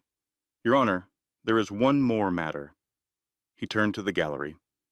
Margaret Crawford was sitting in the front row, her face a mask of rigid composure, though her hands were gripping her purse so tightly the leather was creasing. The respondent's mother, Margaret Crawford, has prepared a document which I believe opposing counsel intends to introduce. I would invite them to do so now. Marcus hesitated. He looked at Margaret. Margaret gave a sharp, insistent nod. Marcus reached into his file and withdrew the psychiatric evaluation. "Your Honor," Marcus said slowly, "we would like to enter into evidence a psychiatric evaluation of the petitioner conducted during her time in the foster care system, which raises questions about her fitness as a custodial parent." He handed the document to the judge. Judge Holloway reviewed it, her eyes scanning the pages. She looked up. "Mr. Cole, your response?" Sebastian stood very straight. He clasped his hands behind his back. This was the moment he had been waiting for. "Your Honor, the document just entered by opposing counsel is a complete fabrication." Margaret shot forward in her seat. "That is, the doctor whose signature appears on this evaluation, a Dr. Raymond Foster, does not exist. No physician by that name has ever been licensed to practice medicine in the state of New York or in any state. The institution referenced, the Greenfield Psychiatric Center in Albany, closed permanently in 1997, 4 years before the date listed on this document." Sebastian picked up a folder from his table. "Furthermore, we have obtained a sworn affidavit from the individual who created this document, a private investigator named Curtis Webb, who was retained by Margaret Crawford and paid $15,000 in cash to fabricate this evaluation. Mr. Webb has provided a full written confession detailing Mrs. Crawford's instructions, the payment, and the creation of the fictitious Dr. Foster. This affidavit was provided in exchange for limited immunity." He placed the affidavit on the judge's bench. Margaret stood up. Her face was white. "That man is lying. I never—" "Dylan, tell them I would never—" "Ma'am, sit down immediately," Judge Holloway said. Her voice could have frozen a river. Margaret didn't sit down. She turned to Dylan, her eyes wild. "Dylan, say something. Defend me." Dylan didn't look at her. He was staring at the table in front of him, at his own hands, which were trembling. "Bailiff?" Judge Holloway said. 2 court officers approached Margaret. She tried to speak again, but the judge cut her off. "Mrs. Crawford, you are being removed from this courtroom. I am referring this document to the district attorney's office for investigation of fraud, perjury, and filing false instruments in a court proceeding. These are felony charges. I strongly advise you to retain legal counsel." Margaret's mouth opened and closed. The bailiffs each took an arm. She pulled against them, trying to turn back to Dylan. Dylan, don't let them do this. I did this for you. I did everything for you." Dylan didn't move. He didn't look up. He sat at the defendant's table and listened to his mother being escorted out of the courtroom, her voice echoing off the wood panels until the heavy doors swung shut and cut it off. The courtroom was very quiet. Sebastian delivered the final blow with the precision of a surgeon. "Your Honor, one final matter. Seated in the gallery is Ms. Rachel Torres, a representative of the New York State Bar Association's Office of Attorney Ethics. Based on the evidence of embezzlement, client, fund misappropriation, and insider trading documented in our forensic audit, the Bar Association has initiated formal disbarment proceedings against Dylan Crawford. His license to practice law in the state of New York has been suspended as of 8 o'clock this morning. Marcus Hale stood up. He adjusted his tie. He looked at Dylan with an expression that was part pity and part professional self-preservation. "Your Honor," Marcus said carefully, "at this time, counsel for the respondent is withdrawing representation. Our firm, Crawford and Mercer, has been advised by its new majority ownership that continued representation of Mr. Crawford in this matter constitutes a conflict of interest." He gathered his papers. The two junior associates gathered theirs.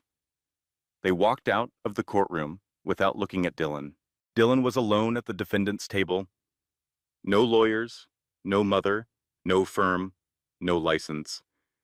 Judge Holloway looked at him for a long moment. Then she turned to Grace. "Mrs. Crawford, would you like to address the court?" Grace stood. She placed both hands on the table in front of her and pushed herself up carefully, her 8-month belly shifting as she rose. She didn't move to the podium.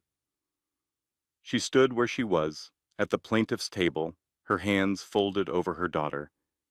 She didn't look at Dylan. "Your Honor," Grace said. Her voice was steady, clear, not loud, not dramatic, but carrying the weight of someone who has rehearsed nothing, because the truth requires no rehearsal. 5 years ago, I married a man who told me he loved me. I believed him because I had never been loved before. I grew up in foster care. I had no family, no money, and no last name that meant anything. When Dylan proposed, I thought someone had finally seen me. I thought love meant being grateful. I thought love meant being quiet while someone slowly took everything from you and told you to say thank you." She paused. 5 weeks ago, my husband handed me divorce papers on our wedding anniversary. I was 7 months pregnant. He told me I was background noise. He gave me $10,000 and told me to leave the house that night, in the rain. His mother came to help. She went into the nursery, the room I had spent months preparing for our daughter, and she put my baby's clothes in a trash bag while I watched. Grace's voice didn't break. It didn't waver. It was the steadiest thing in the room. I didn't know who I was then. I learned, 3 weeks ago, that my parents were Robert and Maria Bennett, that my grandfather is William Bennett, that the locket I have worn every day of my life was the only thing that survived the accident that killed my parents. She touched the locket at her throat. "But I want to be clear, Your Honor. The money doesn't change what happened. Whether I am Grace Miller, the waitress, or Grace Bennett, the heiress, no woman, no pregnant woman, no human being deserves to be thrown into the rain by the person who promised to love them. The money didn't create the truth. It just made sure the truth could be heard." She sat down. The courtroom was absolutely silent for 5 seconds. Then Elena, in the back row, whispered, "That's my girl," loudly enough for everyone to hear. And nobody told her to be quiet, because nobody wanted to. Judge Patricia Holloway did not issue her ruling immediately. She retired to her chambers for 45 minutes, during which time Dylan Crawford sat alone at the defendant's table and experienced what could generously be described as a reckoning, and more accurately described as a man watching his entire identity collapse in real time. He had built his life on a simple architecture. He was the provider. He was the rescuer. He was the man who had plucked a nobody from obscurity and given her a life she could never have earned on her own. Every cruel word, every dismissive gesture, every night, he came home smelling like Brittany's perfume and walked past Grace without acknowledgement. All of it had been justified by this central fiction. He was the one with value. She was the one who should be grateful. And now he was sitting in a courtroom with no lawyers, no license, no firm, no mother, and the woman he had told to be grateful was sitting across the aisle, backed by a legal team that could have represented a sovereign nation and a grandfather whose net worth exceeded the GDP of several small countries. Dylan stared at the wood grain of the table. He traced the lines with his finger. He thought about the night he had thrown her out. The rain, the suitcase, the belly, the way she had stopped at the door and said, "You broke the contract, not me." He hadn't understood it then. He understood it now. The contract wasn't just the marriage. It was the basic human agreement that says when someone trusts you with their life, you don't throw it in the garbage. The judge returned. She sat. She adjusted her reading glasses. She looked first at Grace, then at Dylan. "I have reviewed the evidence presented today, the forensic audit findings, the fabricated psychiatric evaluation, and the testimony of both parties. I will now issue my rulings." She picked up her notes. First, on the matter of custody. Full legal and physical custody of the minor child is awarded to the petitioner, Grace Eleanor Bennett Crawford. The respondent, Dylan Crawford, is granted supervised visitation only, contingent upon completion of a court-approved parenting course and a psychological evaluation conducted by a licensed professional at his own expense. Until these conditions are met, no visitation will occur. Dylan closed his eyes. Second, on the matter of the marital residence. The townhouse at 447 East 73rd Street is awarded to the petitioner as marital property. The court recognizes the petitioner's substantial domestic contributions throughout the marriage, including household management, meal preparation, event hosting, and the maintenance of the property itself. The respondent's fraudulent financial conduct nullifies any equitable claim he might otherwise have asserted. Third, on the matter of financial division, the respondent's personal assets are hereby frozen, pending the outcome of the criminal investigation into embezzlement, securities fraud, and money laundering. The respondent is ordered to cooperate fully with all investigative bodies. Fourth, on the matter of child support, the respondent is ordered to pay child support in the amount of $10,000 per month. Judge Holloway looked directly at Dylan. "Mr. Crawford, you offered your pregnant wife $10,000 total and called it generous. You called it a lottery ticket. I am ordering you to pay that amount every single month for the next 18 years. Perhaps that will help you understand what generosity actually means." Fifth, on the matter of Margaret Crawford, this court is referring the matter of the fabricated psychiatric evaluation to the Manhattan District Attorney's Office for investigation of fraud, perjury, conspiracy, and the filing of false instruments in a court of law. A temporary restraining order is issued immediately, barring Margaret Crawford from contacting the petitioner or the minor child. The judge set down her papers. This marriage is dissolved. Court is adjourned. The gavel came down with a sound like a door closing. Grace didn't move for a moment. She sat at the table with her hands on her belly, feeling her daughter turn and kick, and she let the silence of the courtroom wash over her. Sebastian placed his hand briefly on her shoulder. "It's done," he said quietly. William was already on his feet. He came through the gallery gate and stood behind Grace's chair, one hand on her back. Grace stood. She turned toward the door, and for the first time, she looked at Dylan. He was sitting alone. His hands were flat on the table. His head was slightly bowed. He looked smaller than she had ever seen him. Not the shark in the suit, not the king of his castle, just a man at a table with nothing left. Grace didn't feel triumphant. She didn't feel satisfied. She felt a deep, hollow sadness, the kind that comes not from losing something, but from confirming that what you lost was never really there to begin with. She didn't speak to him. There was nothing left to say. She walked out of the courtroom. William held the door. Sebastian walked beside her. The four attorneys fell into step behind them. Elena was waiting in the hallway. She took one look at Grace's face and burst into tears, which she immediately tried to disguise as a cough. which fooled no one. You okay?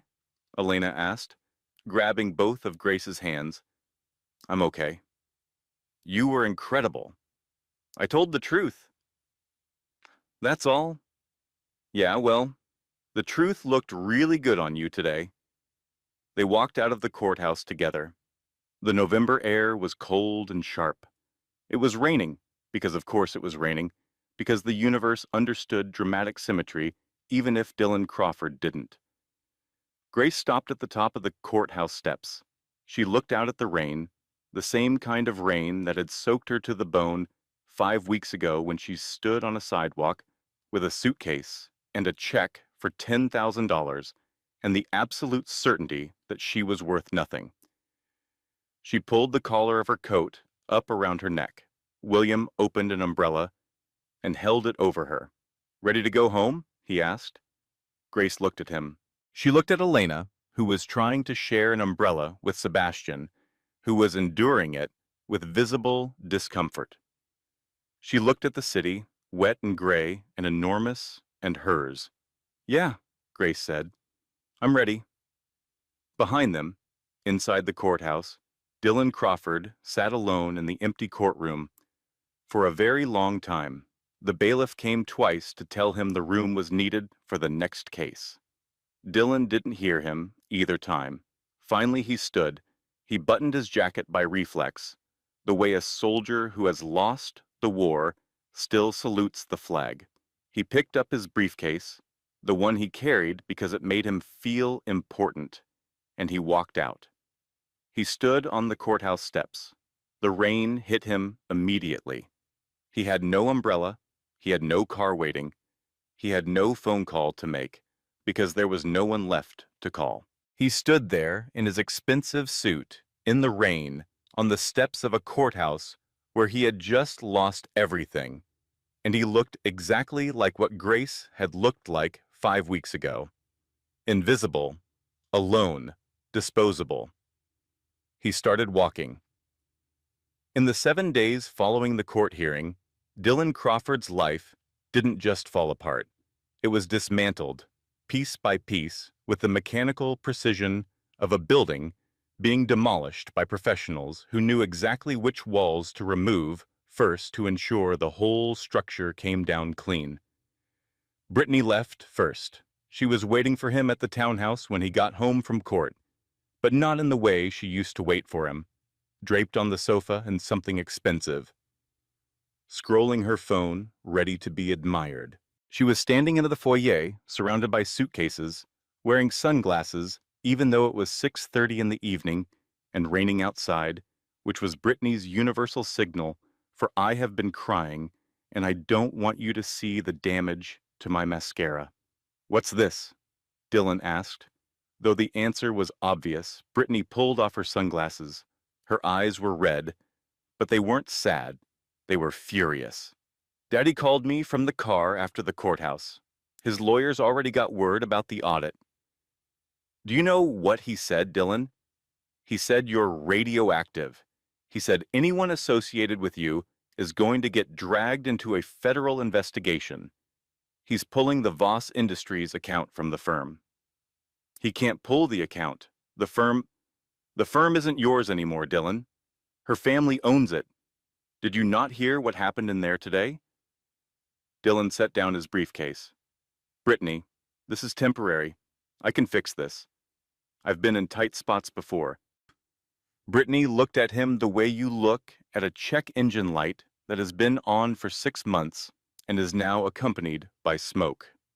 You can't fix this, Dylan. You don't even understand what this is. Your license is gone. Your firm is gone. Your clients are gone.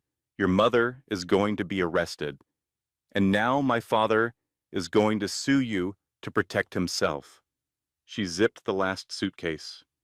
I am not going down with this ship. What about us? What about the baby?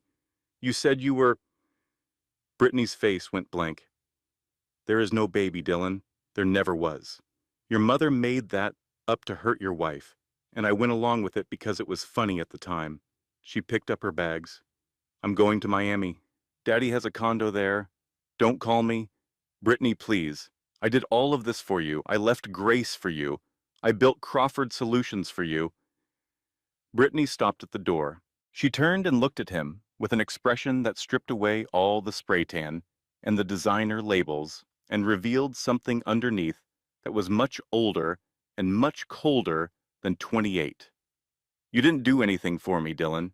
You did it for yourself. You wanted a trophy, and I played the part because you were paying for it. But I don't stay with men who can't pay the bill. That was your ex-wife's specialty. Go find her. She paused. Oh, wait. She's a billionaire now. Good luck with that. The door closed behind her with a click that sounded permanent. 2 days later, the Financial Times published the story. The headline read, Crawford and Mercer fraud scandal. Partner embezzled millions while pregnant wife lived in poverty. The article was thorough, detailed, and devastating. It included the forensic audit findings, the shell company, the insider trading, the fabricated psychiatric evaluation, and the fact that Grace had been working as a waitress at 8 months pregnant, while Dylan funneled millions to his mistress. The Wall Street Journal ran a similar story the same day. By noon, the New York Post had picked it up, and by 3 o'clock, it was trending on every social media platform in the country. Dylan's LinkedIn connections dropped by 324 hours. His phone, which still worked, even if his life didn't, buzzed with messages from former colleagues. None of them were supportive. Most were some variation of, "Do not contact me. My lawyer has advised me to distance myself." 2 of them simply said, "Wow." The Voss Industries account was pulled from Crawford and Mercer within 48 hours of the court hearing. Richard Voss, displaying the survival instincts of a man who had built a billion-dollar company by always knowing when to change sides, issued a public statement expressing his support for Grace Bennett's newly announced foundation and pledging a $5 million donation. He did not mention his daughter. He did not mention Dylan. Margaret was arrested on a Wednesday morning, 5 days after the hearing. 2 detectives from the Manhattan DA's fraud unit knocked on the door of the townhouse where she was staying, Dylan having given her a key the week before the court date, and arrested her on charges of fraud, filing false instruments, and conspiracy to deprive a parent of custody through fraudulent means. Margaret called Dylan from the police station. He was sitting in the kitchen of the townhouse, which was nearly empty because Brittany had taken most of the furnishings, and the court order gave Grace the property. "Dylan," Margaret said. Her voice was smaller than he had ever heard it. "I need a lawyer." "I don't have money for a lawyer, Mom." "Then find money. Sell something, borrow from someone. There's no one left to borrow from." Silence on the line. "I did this for you," Margaret said. "Everything I did was for you." "I know, Mom." "Then help me." Dylan looked at the empty kitchen, at the bare walls where Brittany's decorators had removed Grace's art, and then Brittany had removed the replacements, at the coffee machine that still didn't work because neither Brittany nor Dylan nor Margaret had ever learned how to fix anything because fixing things was Grace's job. "I can't help you, Mom. I can't even help myself." He hung up. Margaret screamed his name into a deadline. Dylan received notice from the court 3 days later. He had 30 days to vacate the townhouse. The property had been awarded to Grace. He packed his belongings into a gym bag, the same type of bag Grace had carried when she left, and moved into a studio apartment in a walk-up building in the Bronx. It had one window that looked out onto a fire escape and a brick wall. The mattress was on the floor. The refrigerator hummed louder than the traffic. He sat on the mattress, his first night there, and stared at the ceiling. He tried to add up what he had lost. The math was staggering. The firm, the house, the car, the bank accounts, the career, the reputation, the wife, the mistress, the mother. He had started the month of October as a senior partner at a prestigious law firm with a beautiful girlfriend a $3 million townhouse, and the unshakable belief that he was the most important person in every room he entered. He was ending November in a studio apartment with a gym bag and an instant noodle cup. He tried to call Grace. The number he had for her was disconnected.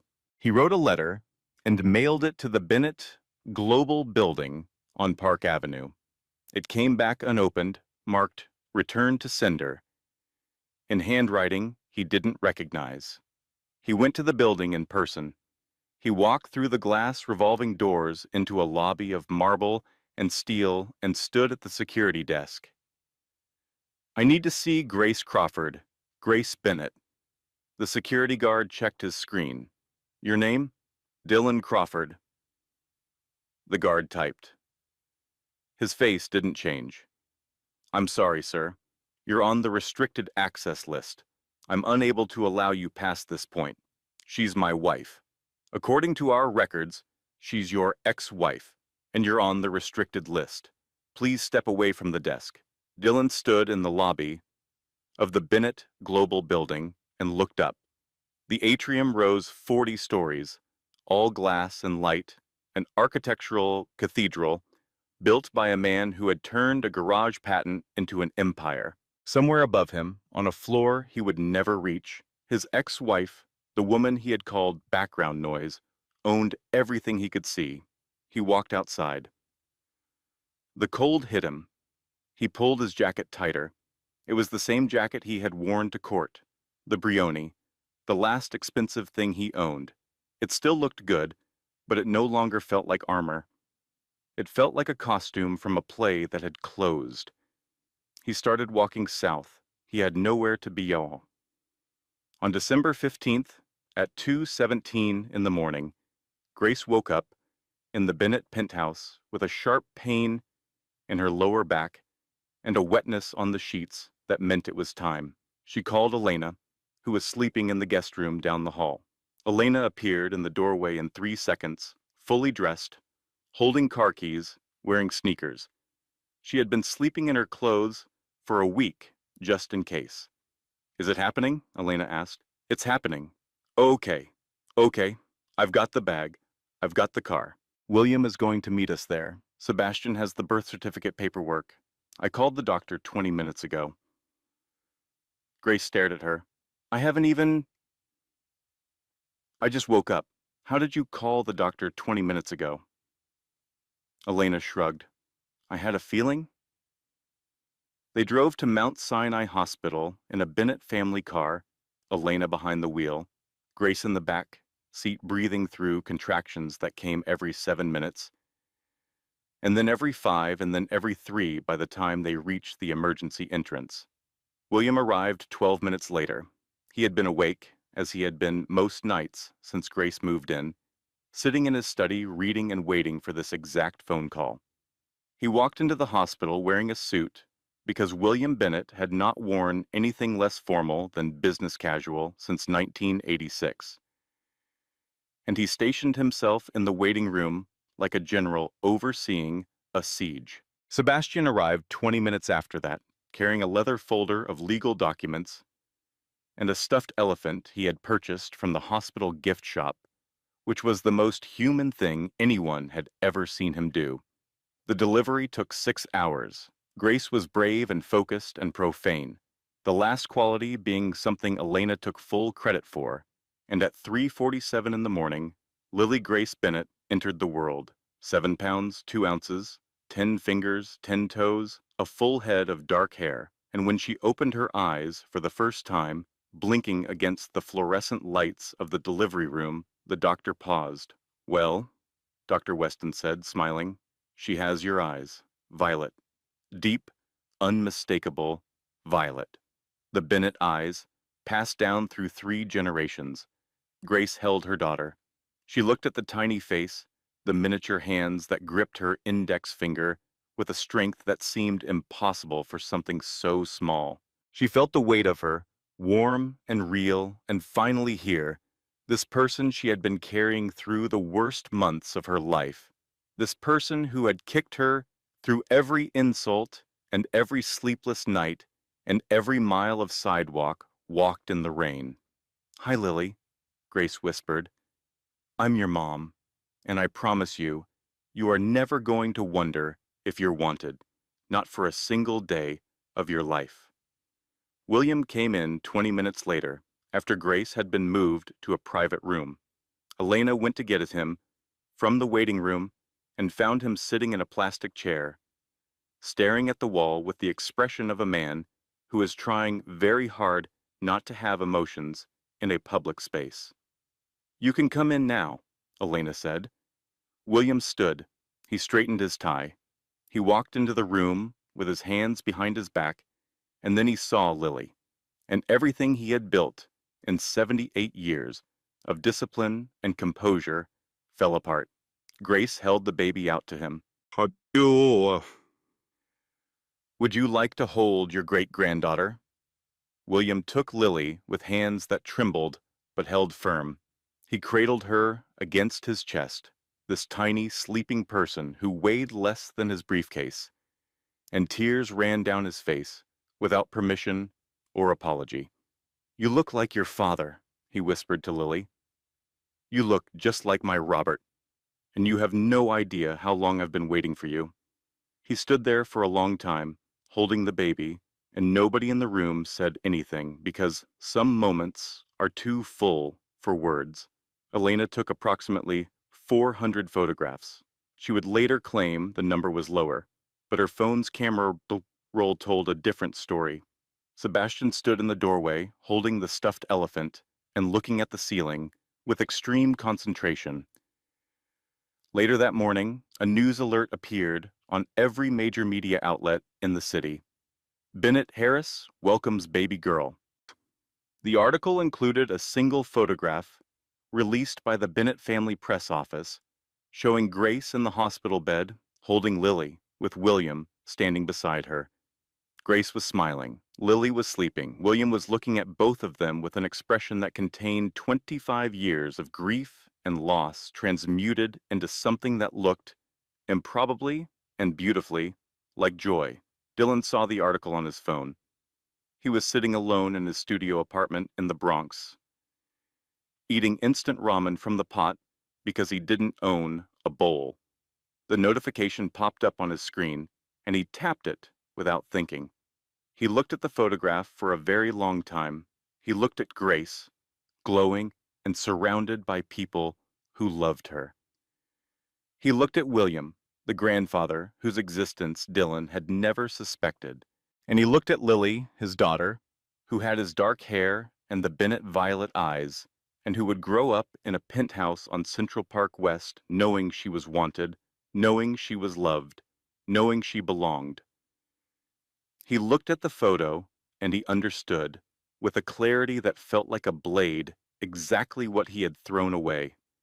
Not a waitress, not a housekeeper, not background noise, a woman who would have loved him if he had let her, a daughter who would have adored him if he had stayed, a family that would have been his if he had simply been kind. He put the phone face down on the mattress.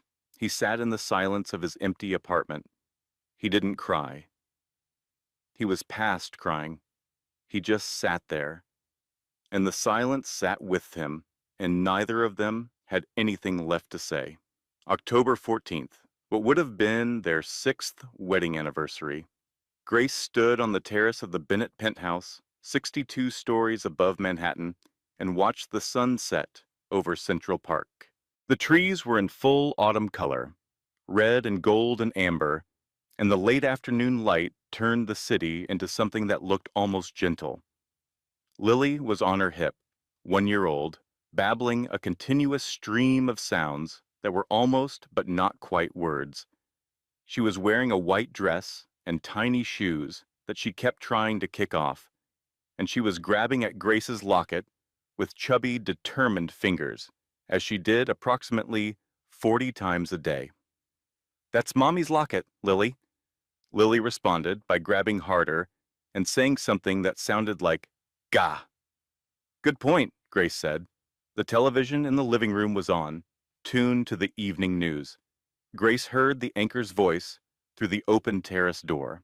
In legal news today, former attorney Dylan Crawford was sentenced to 22 months in federal prison for fraud, embezzlement, and securities violations.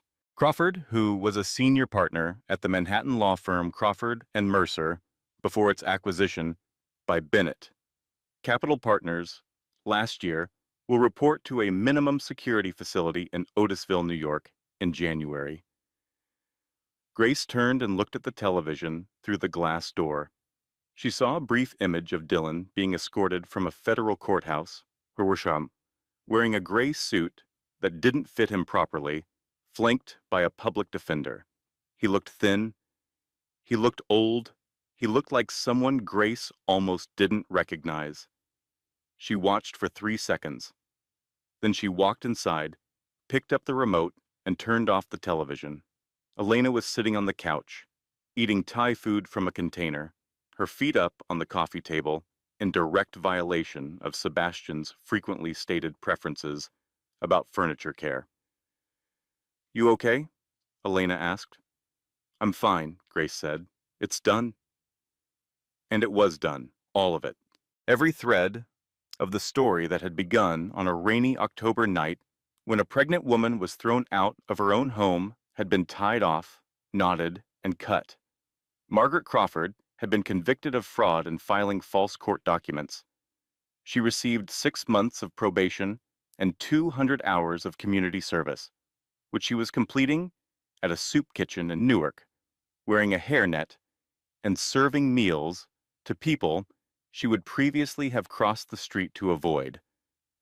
A permanent restraining order prohibited her from contacting Grace, Lily, or any member of the Bennett family. She lived alone in a 1-bedroom rental apartment in New Jersey. She called Dylan's old phone number every evening and left messages on a voicemail that was no longer active. The messages were always the same. "I did it for you, Dylan. Everything was for you." Nobody listened. Brittany Voss had been cut off by her father 3 months after the scandal, when it became clear that her association with Dylan was toxic enough to threaten the Voss Industries brand. Richard Voss, with characteristic ruthlessness, had simply changed the locks on the Miami condo and stopped paying her credit card bills. Brittany was now living in a shared apartment in South Beach, selling her designer clothes and handbags through Instagram live broadcasts that attracted an average of 150 viewers, most of whom were there to watch the wreckage. She had started calling herself a phoenix rising from the ashes in her bio, which would have been more convincing if the ashes weren't Gucci and the phoenix wasn't asking followers to Venmo her for a latte. Dylan Crawford entered federal prison in January. Minimum security, 22 months. He would be eligible for early release in 14 months with good behavior. He would exit prison as a disbarred attorney with a felony record, no assets, no connections, and a child support obligation of $10,000 a month that would follow him for the next 17 years. What he would do with this life was, for the first time in his existence, entirely up to him. There was no wife to manage his household, no mother to fight his battles, no mistress to validate his ego, just a man, alone, facing the consequence of every choice he had ever made. Grace did not think about him often. When she did, it was with the distant, muted sadness of someone remembering a house they once lived in that burned down. Not because they missed the house, but because they remembered how it felt to believe it was home. The Lily Bennett Foundation was launched on what would have been Grace and Dylan's 6th anniversary, a piece of timing that Grace chose deliberately and without apology. The foundation began with a $50 million endowment from the Bennett Family Trust, focused on women and children displaced by domestic financial abuse, the particular kind of cruelty where one partner controls all the money and uses it as a weapon. In its first year, the foundation helped 12,000 women. It funded emergency housing, legal representation, financial literacy programs, and job training. It partnered with family courts in 6 states to provide advocates for women going through divorces without legal representation. It created a hotline that received 400 calls in its first week.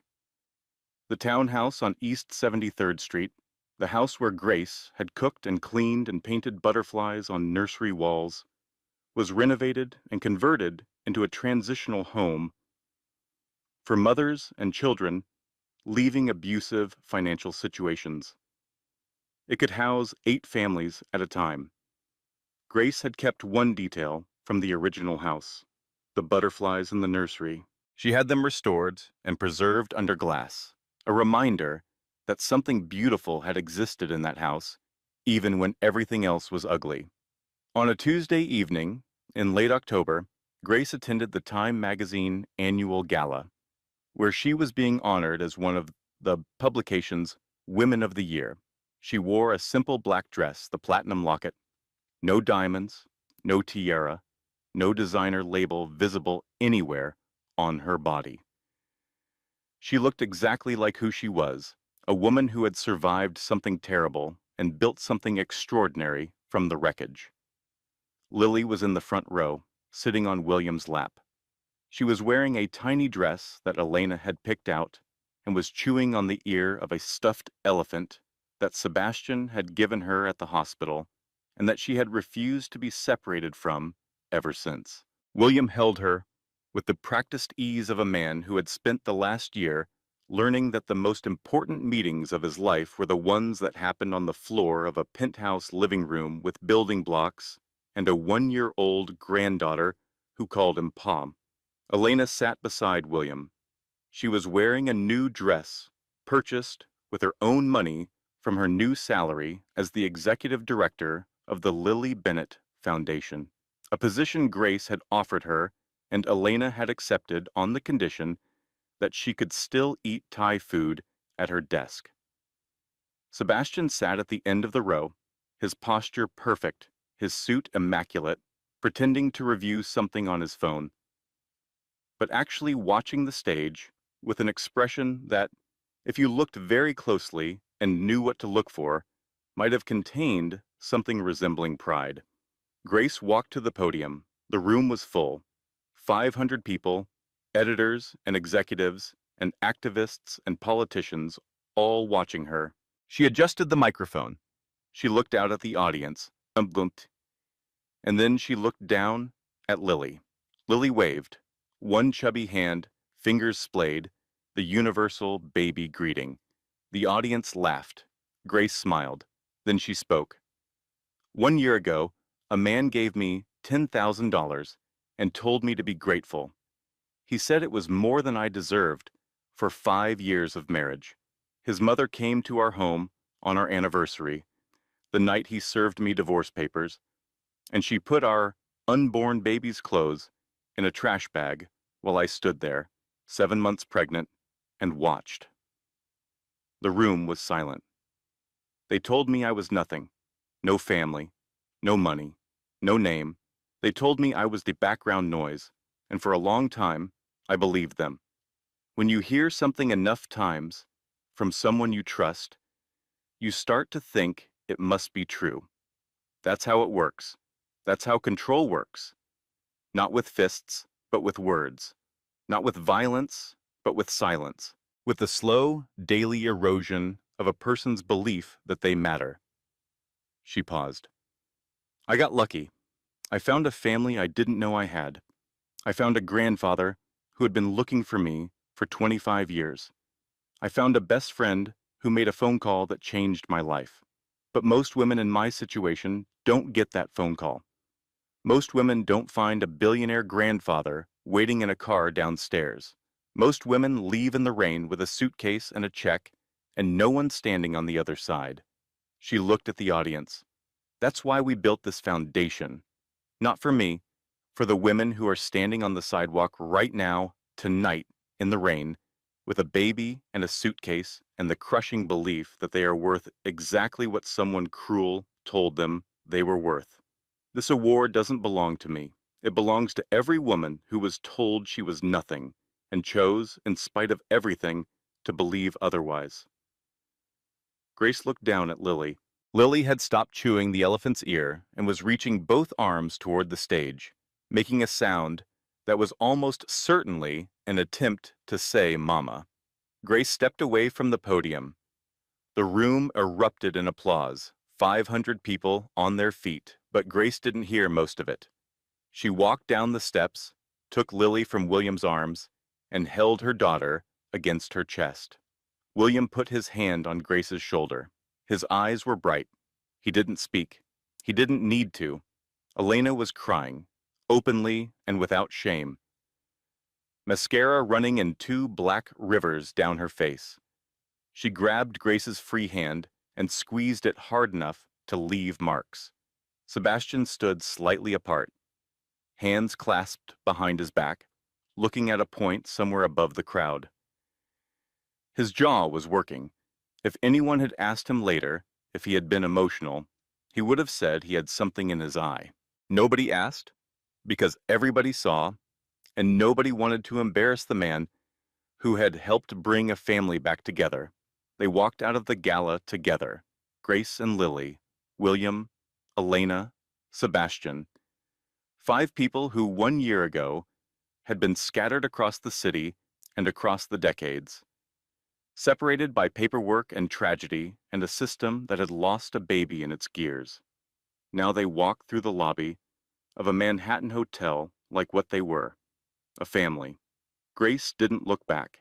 She had spent too much of her life looking back at foster homes and empty mailboxes and a marriage that had never been what she thought it was.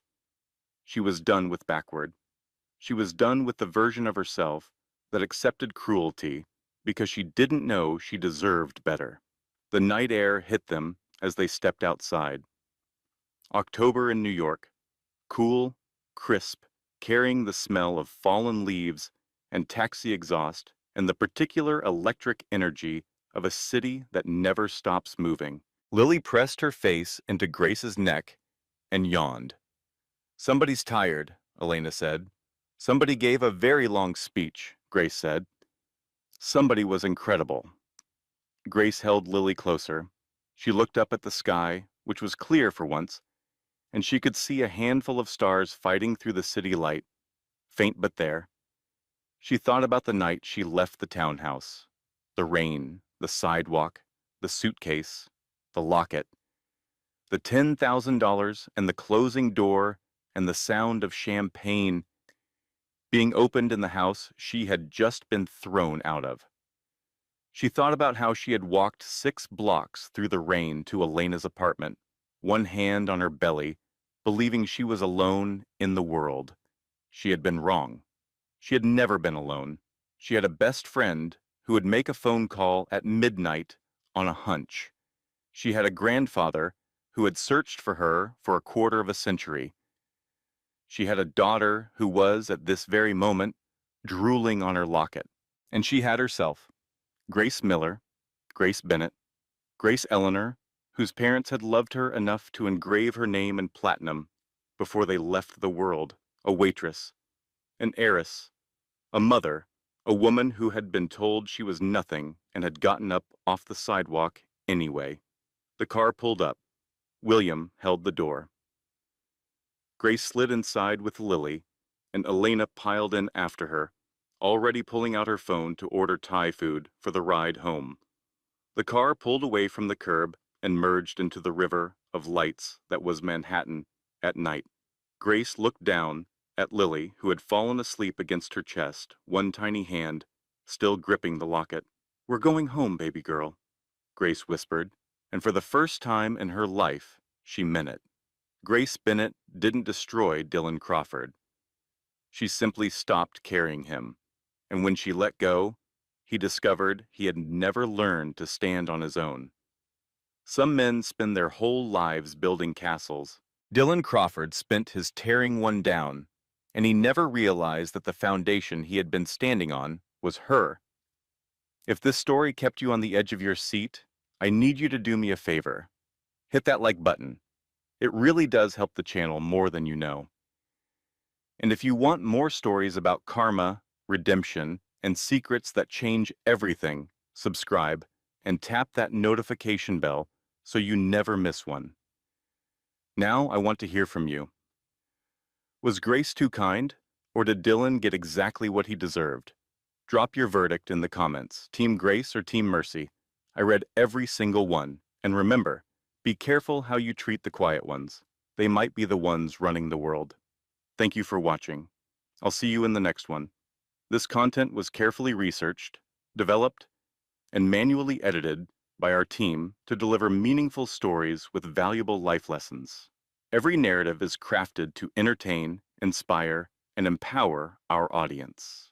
We believe that great stories can change lives, and we are committed to bringing you content that matters. Thank you for being part of our community.